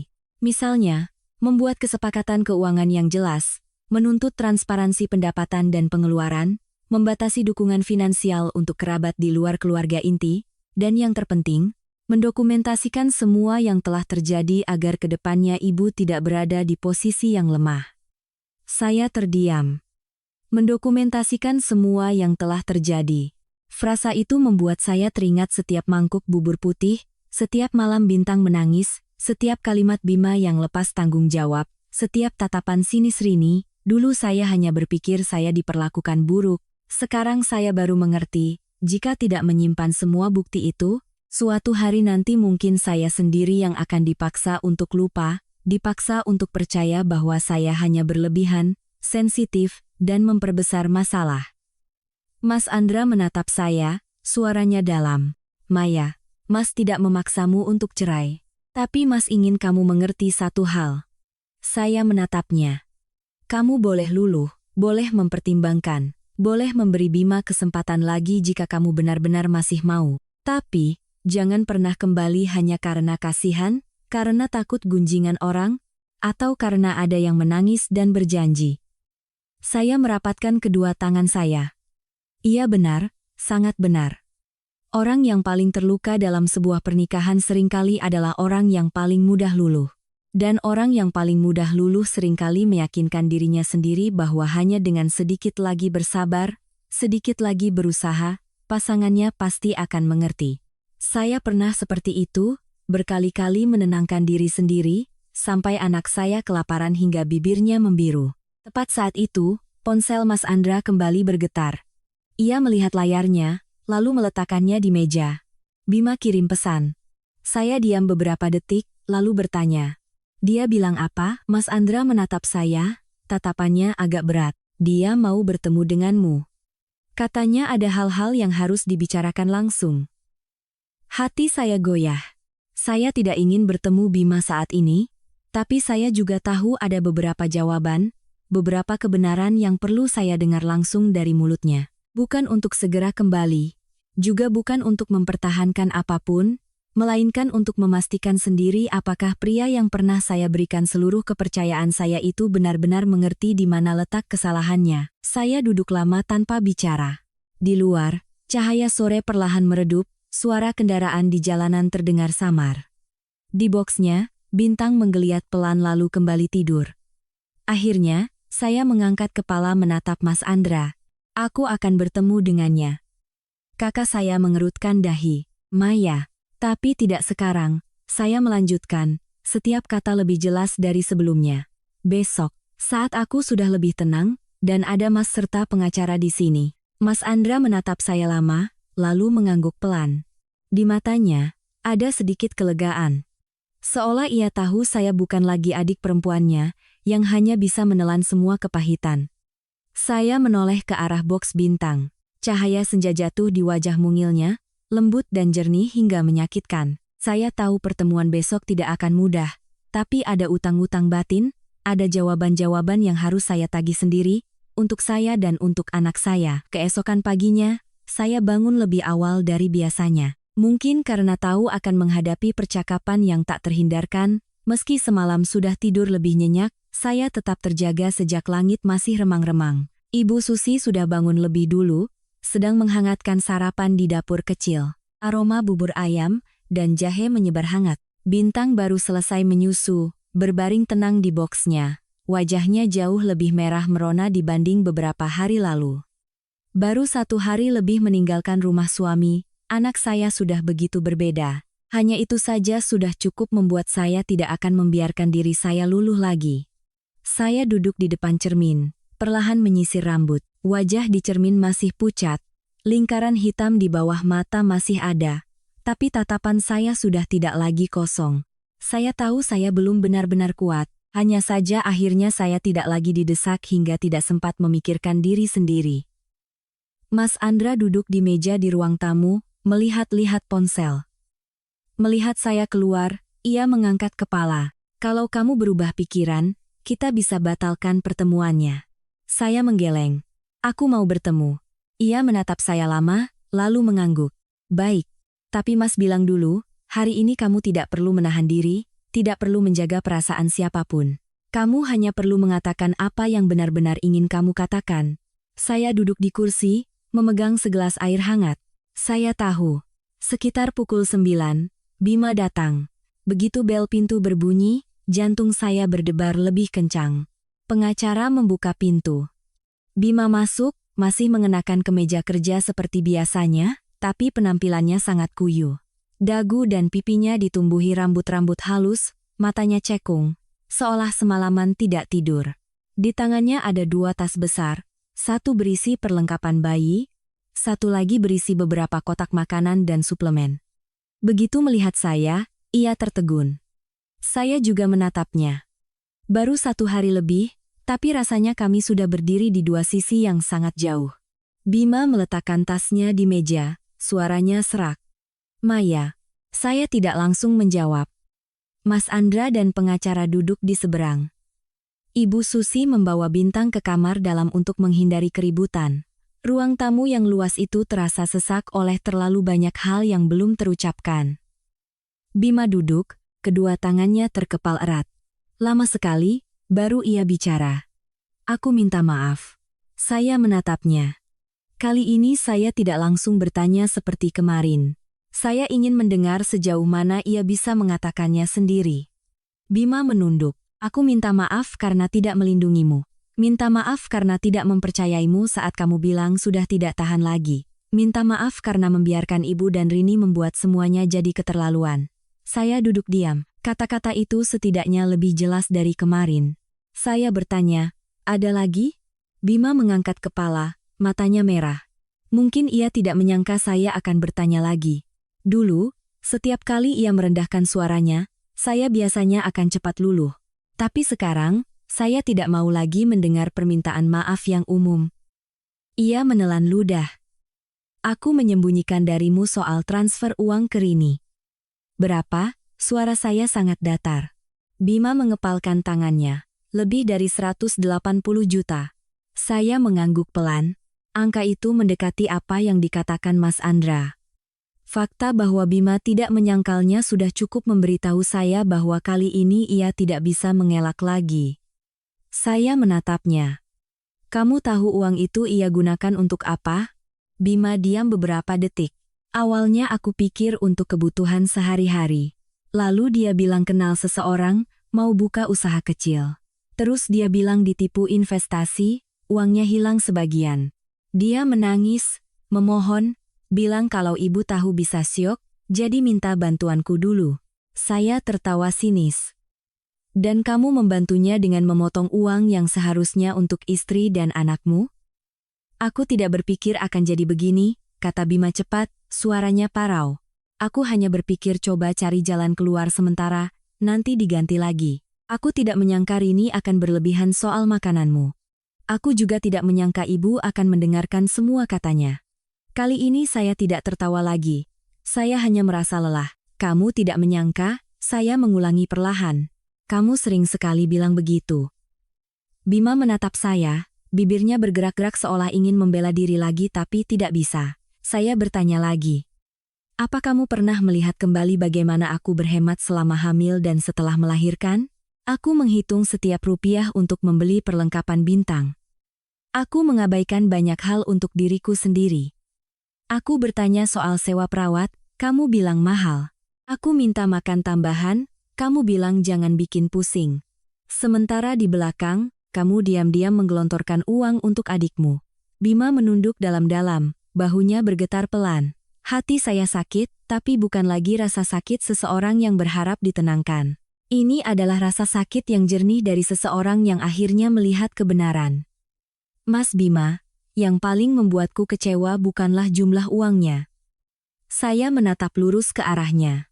Tapi karena kamu memilih untuk percaya pada semua orang, kecuali aku.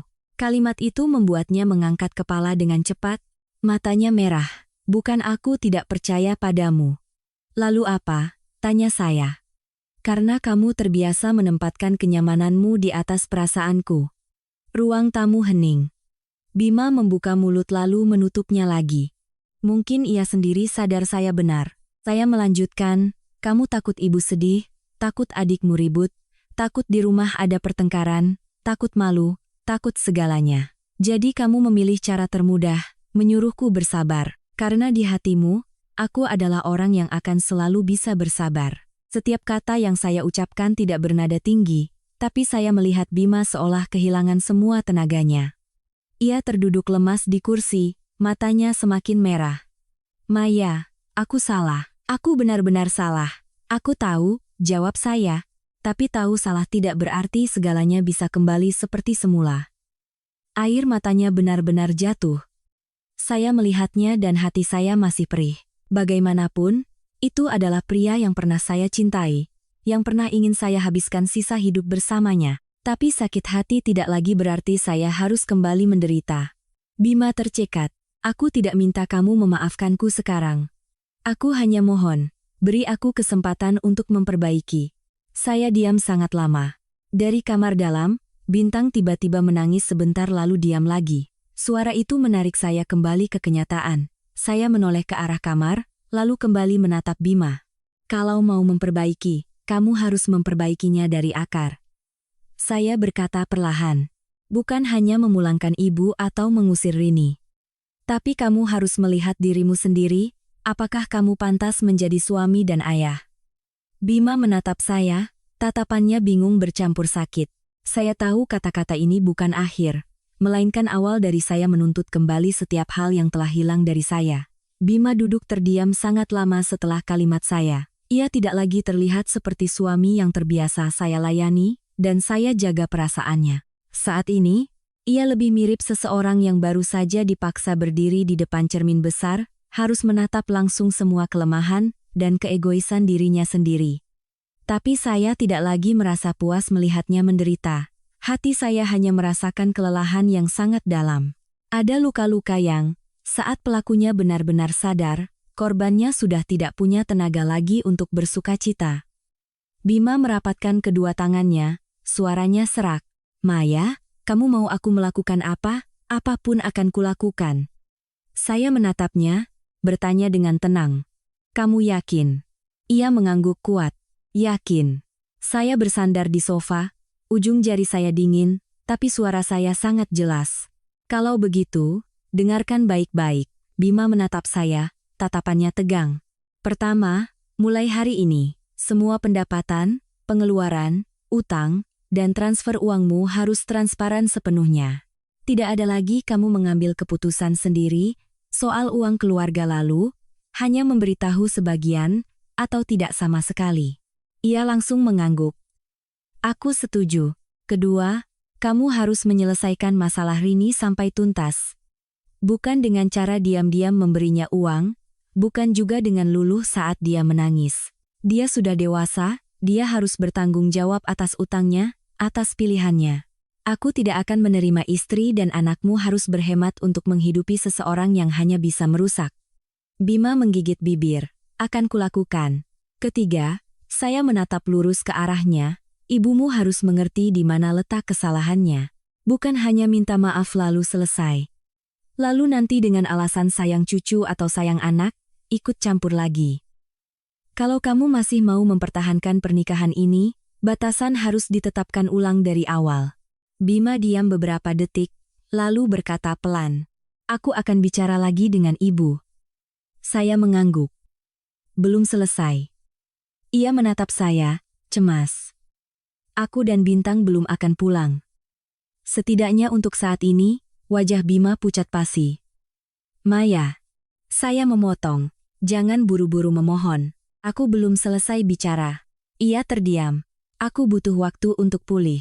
Aku perlu melihat apakah kamu benar-benar berubah atau tidak. Bukan berubah 1-2 hari karena takut kehilanganku, tapi berubah dalam cara berpikir, cara hidup, cara menjadi suami dan ayah.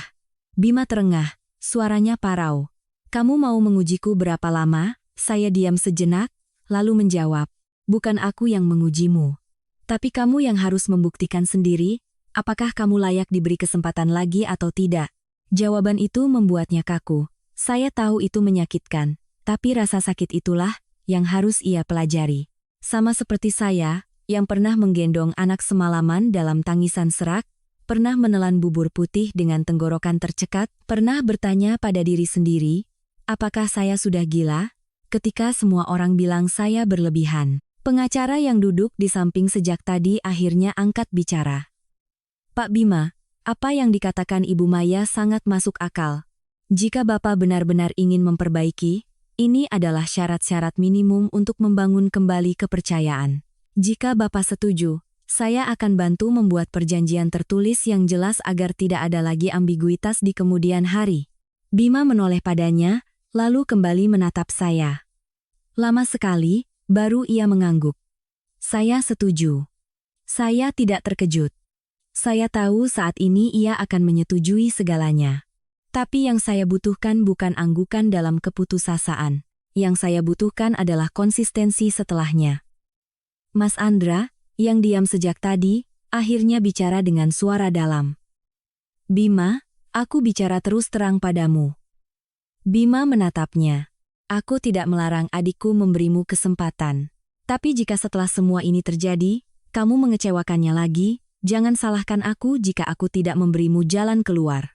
Suasana di ruangan menjadi berat. Bima mengepalkan tangannya, suaranya rendah. Saya mengerti, Mas.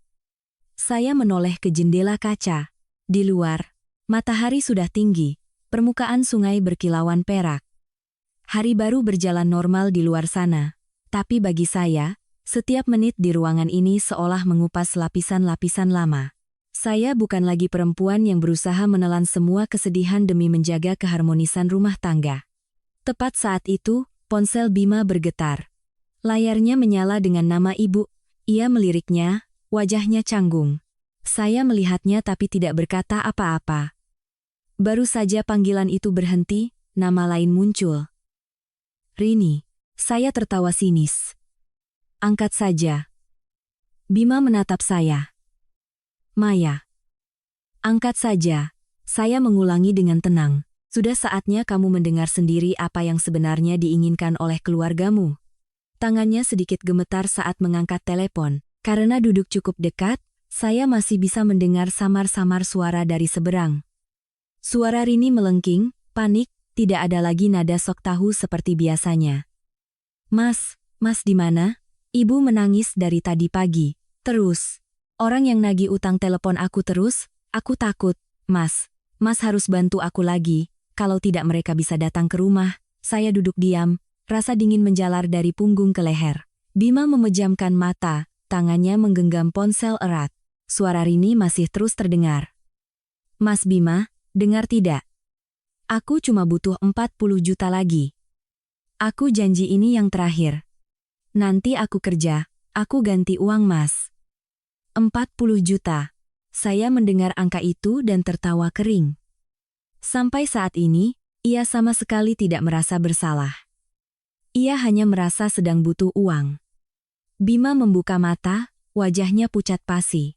Untuk pertama kalinya saya melihat di matanya bukan lagi kelemahan seperti biasanya, melainkan kengerian yang nyata.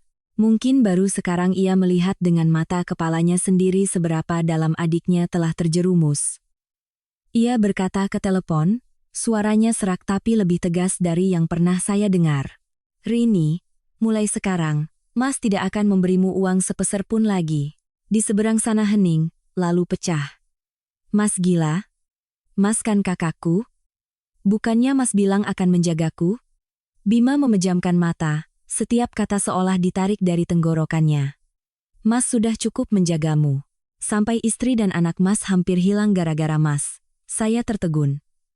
Bukan karena terharu, tapi karena untuk pertama kalinya saya mendengar, ia mengucapkan inti masalahnya dengan benar.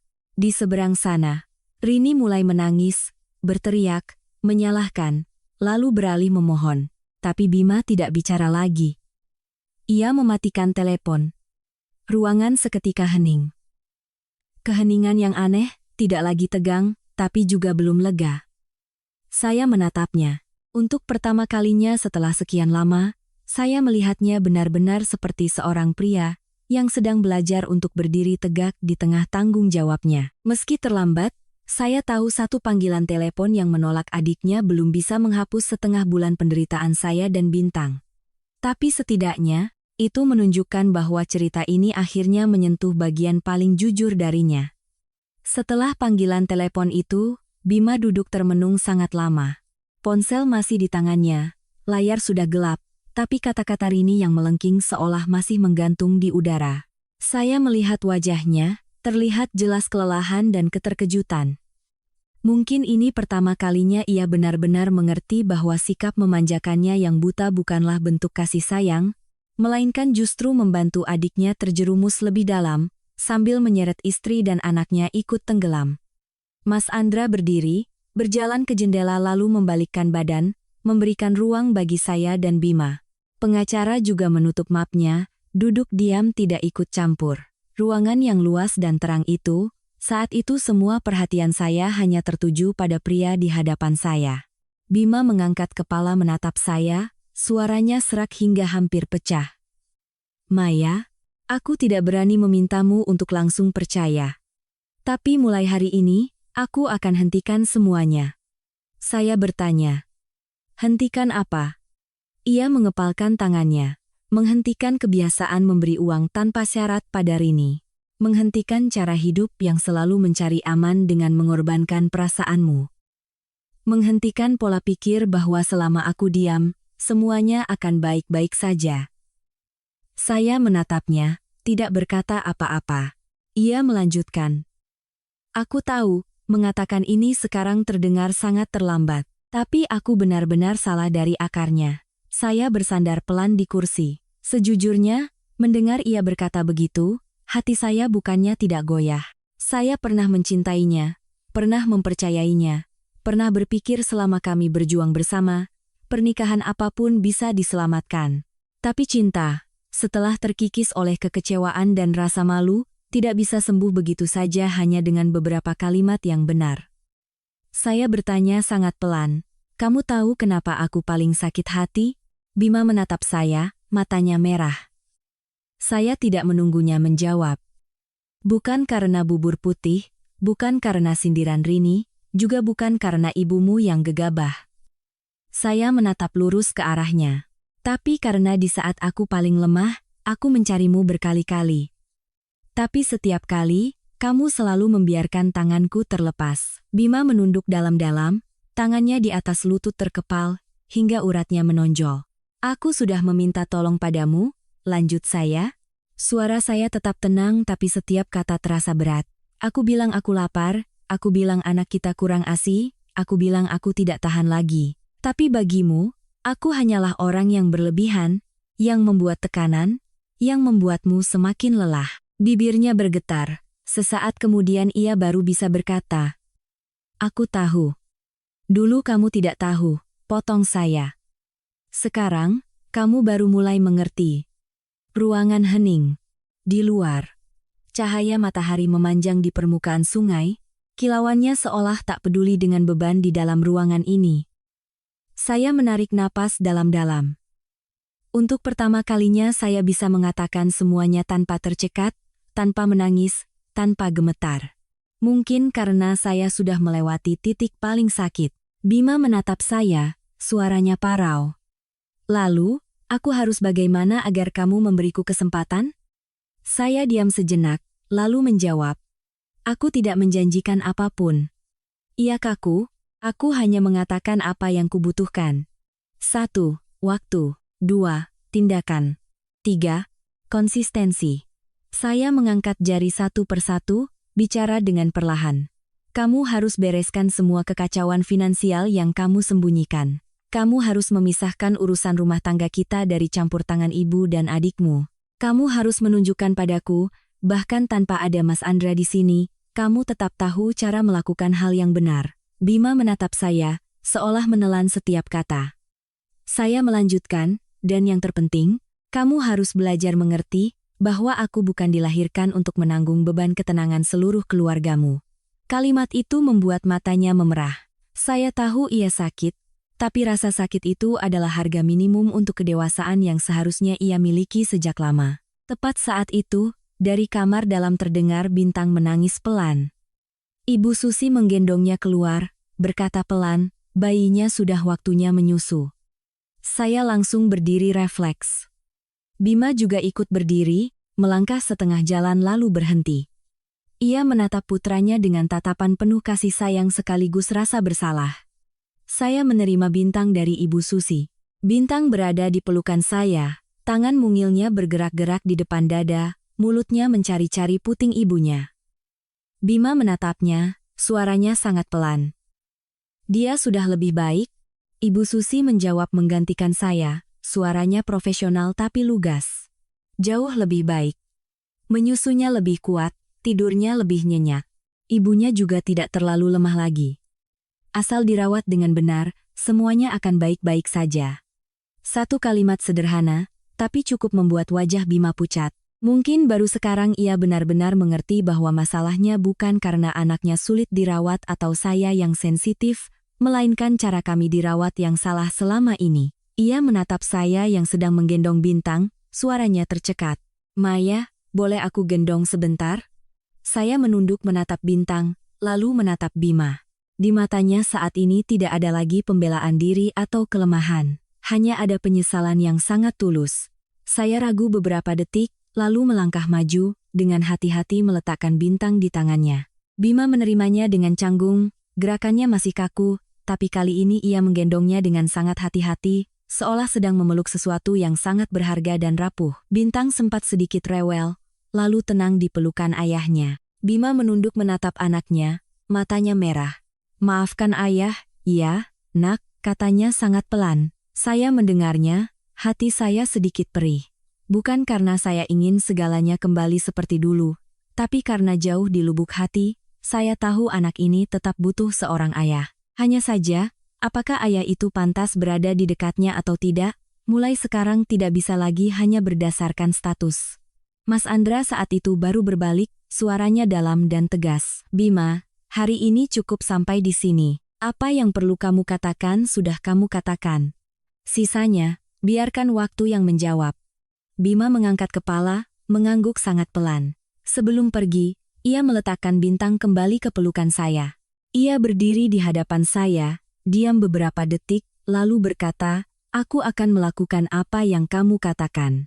Saya menatapnya. Aku akan lihat. Tidak ada janji, tidak ada bujukan, tidak ada lagi keluhan. Hanya sebuah kalimat tenang, tapi saya sendiri tahu, sejak saat itu, kendali atas cerita ini tidak lagi ada di tangannya. Bima pergi, pintu tertutup di belakangnya. Saya menggendong Bintang, berdiri diam di tengah ruangan yang bermandikan cahaya, hati saya terasa lelah sekaligus hampa. Saya tidak tahu, kemana masa depan pernikahan ini akan berjalan. Saya hanya tahu, saya bukan lagi perempuan yang lebih takut kehilangan sebuah rumah daripada kehilangan dirinya sendiri. Dan terkadang, itulah titik awal yang sesungguhnya dari sebuah kehidupan yang baru. Epilog 3 bulan setelah saya menggendong Bintang keluar dari apartemen itu, musim hujan di Bekasi telah dimulai. Hujan pertama datang tiba-tiba, deras, lalu reda dengan cepat, meninggalkan aroma tanah dan pepohonan yang hijau bersih. Saya duduk di dekat jendela, serviced apartment, baru yang saya sewa di dekat kantor Mas Andra, memeluk Bintang yang sudah jauh lebih berisi, memandangi tirai hujan di luar. Putra saya sekarang lebih montok, kulitnya kemerahan, setiap kali kenyang ia tidur pulas. Sementara saya, setelah dirawat dengan benar, makan cukup, dan tidur layak, akhirnya perlahan pulih. Wajah di cermin bukan lagi perempuan pucat dan putus asa seperti dulu. Saya masih kurus, lingkaran mata masih ada, tapi tatapan saya sudah kembali memiliki cahayanya sendiri. Selama 3 bulan itu, Bima tidak menghilang seperti yang saya duga. Ia melakukan persis seperti yang ia katakan, setidaknya dari luar. Bersama pengacara, ia mengklarifikasi semua urusan keuangan, memberikan saya salinan rekening koran setiap transferan ke Rini. Ia menghentikan sepenuhnya dana untuk adiknya. Rini kemudian didatangi penagih utang, harus menyelesaikannya sendiri, dan akhirnya menjual hampir semua barang-barang mewahnya dan kembali bekerja di sebuah spa kecil di pinggir kota. Ibu mertua saya juga sudah pulang ke kampung. Beberapa kali beliau menelepon saya. Suaranya jauh lebih rendah, tidak lagi ada nada menggurui. Beliau hanya bertanya kabar Bintang, bagaimana makan saya, lalu dengan ragu meminta maaf sekali lagi. Sedangkan Bima, ia mulai belajar menjadi seorang ayah dalam arti sesungguhnya. Awalnya, kunjungannya sangat kaku, membuat susu tumpah, mengganti popok panik, menggendong anak dengan posisi yang salah. Tapi ia tidak menyerah. Ia diam-diam belajar dari Ibu Susi, memperhatikan cara saya menggendong, menepuk punggung Bintang, cara saya tahu kapan ia lapar atau mengantuk. Ada sore-sore di mana ia duduk berjam-jam di samping box hanya untuk melihat anaknya tidur. Pernah sekali saya mandi agak lama, saat keluar saya melihatnya duduk bersandar di dinding, menggendong Bintang di dadanya, matanya cekung karena menimang anaknya agar tidur dan tidak berani bergerak. Jika dibilang hati saya tidak luluh, itu bohong. Tapi luluh tidak lagi berarti melupakan segalanya. Saya masih ingat dengan jelas malam-malam Bintang menangis lemas di kamar yang pengap itu. Masih ingat rasa memegang mangkuk bubur putih dengan tenggorokan yang pahit. Masih ingat tatapan acuh tak acuh Bima setiap kali saya meminta tolong. Kenangan itu tidak hilang hanya karena beberapa bulan kemudian ia mulai memperbaiki diri. Suatu malam, setelah hujan reda, Bima duduk di hadapan saya di ruang tamu, Bintang sudah tidur. Rumah sunyi, hanya ada suara tetesan air di balkon. Bima menatap saya lama, lalu berkata, "Maya, aku tidak berani bilang, aku sudah berhasil menebus kesalahanku. Tapi aku mau bertanya sekali lagi." Saya menatapnya. "Apa kamu masih mau memberiku kesempatan untuk memulai lagi?" Saya diam sangat lama. 3 bulan ini, saya berpikir banyak. Tentang pernikahan ini, tentang diri saya sendiri, tentang anak yang tidur nyenyak di kamar. Saya mengerti satu hal dengan jelas. Yang membuat seorang perempuan bertahan bukan hanya cinta, tapi juga perasaan dihargai, dilindungi, dan dianggap sebagai rekan hidup yang sejati. Sekali hal-hal itu hancur, untuk membangunnya kembali tidak bisa hanya dengan penyesalan. Saya menatap Bima, berkata perlahan, "Aku tidak bisa kembali menjadi istri yang seperti dulu." Bima tertegun, matanya meredup. Saya melanjutkan, "Aku juga tidak bisa melupakan semuanya seolah tidak pernah terjadi." Ia menunduk, suaranya sangat pelan. "Aku mengerti." Saya menatap keluar jendela, kaca masih basah oleh sisa hujan, memantulkan cahaya lampu kuning yang lembut. "Tapi, aku juga tidak memungkiri bahwa kamu sudah berusaha berubah." Bima menatap saya, tatapannya bergetar. Saya menarik napas dalam-dalam. Demi Bintang, dan juga demi diriku sendiri yang tidak mau mengambil keputusan saat masih diliputi amarah, aku setuju untuk memberikan pernikahan ini masa percobaan. Ia membeku. Saya berkata dengan sangat jelas dan pelan. Bukan kembali seperti dulu, bukan memaafkan sepenuhnya. Tapi mencoba lagi dengan aturan baru. Keuangan transparan, batasan yang jelas dengan keluarga kedua belah pihak. Semua keputusan terkait Bintang dan aku harus melibatkan suaraku. Sekali saja kamu mengulangi kesalahan yang sama, aku akan berhenti saat itu juga, tanpa ragu. Mata Bima memerah. Ia mengangguk, sangat kuat. "Aku setuju."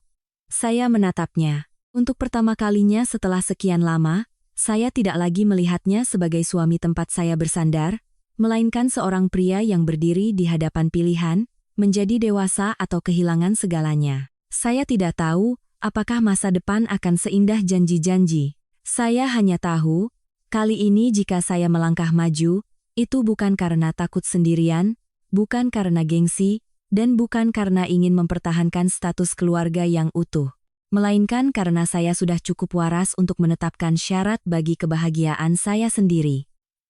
1 tahun kemudian, saya kembali bekerja dengan posisi baru di sebuah perusahaan di kawasan industri Jababeka. Bintang sudah berusia lebih dari 1 tahun, sudah bisa berjalan tertatih-tatih. Setiap kali melihat saya pulang kerja, ia akan berlari kecil dengan tangan terbuka, minta digendong. Bima masih bekerja, masih menjemput anak bersama saya di akhir hari. Ibu mertua sesekali datang menjenguk cucunya, tapi selalu menjaga jarak dengan sopan. Rini hampir tidak pernah lagi muncul dalam hidup kami. Ada retakan-retakan di hati saya yang tidak akan pernah sembuh seperti semula. Tapi saya tidak lagi membiarkannya berdarah setiap hari. Saya belajar untuk hidup lebih sadar, lebih mencintai diri sendiri, dan tahu bahwa seorang perempuan baru benar-benar diselamatkan ketika ia sendiri berani melangkah keluar dari tempat yang membuatnya hancur. Seringkali di malam hari saat menatap bintang tidur, saya masih memikirkan masa-masa yang telah lewat. Jika hari itu saya terus bersabar, mungkin saya akan kehilangan lebih dari sekadar pernikahan yang damai secara semu. Saya bisa saja kehilangan kesehatan, kewarasan, dan kehilangan bagian terkuat dari diri saya. Untungnya, di saat paling gelap, saya berani menelepon kakak saya. Untungnya, saya berani melangkah keluar. Dan yang terpenting, saya akhirnya mengerti bahwa perempuan tidak perlu menderita sampai hancur lebur baru berhak untuk bersuara.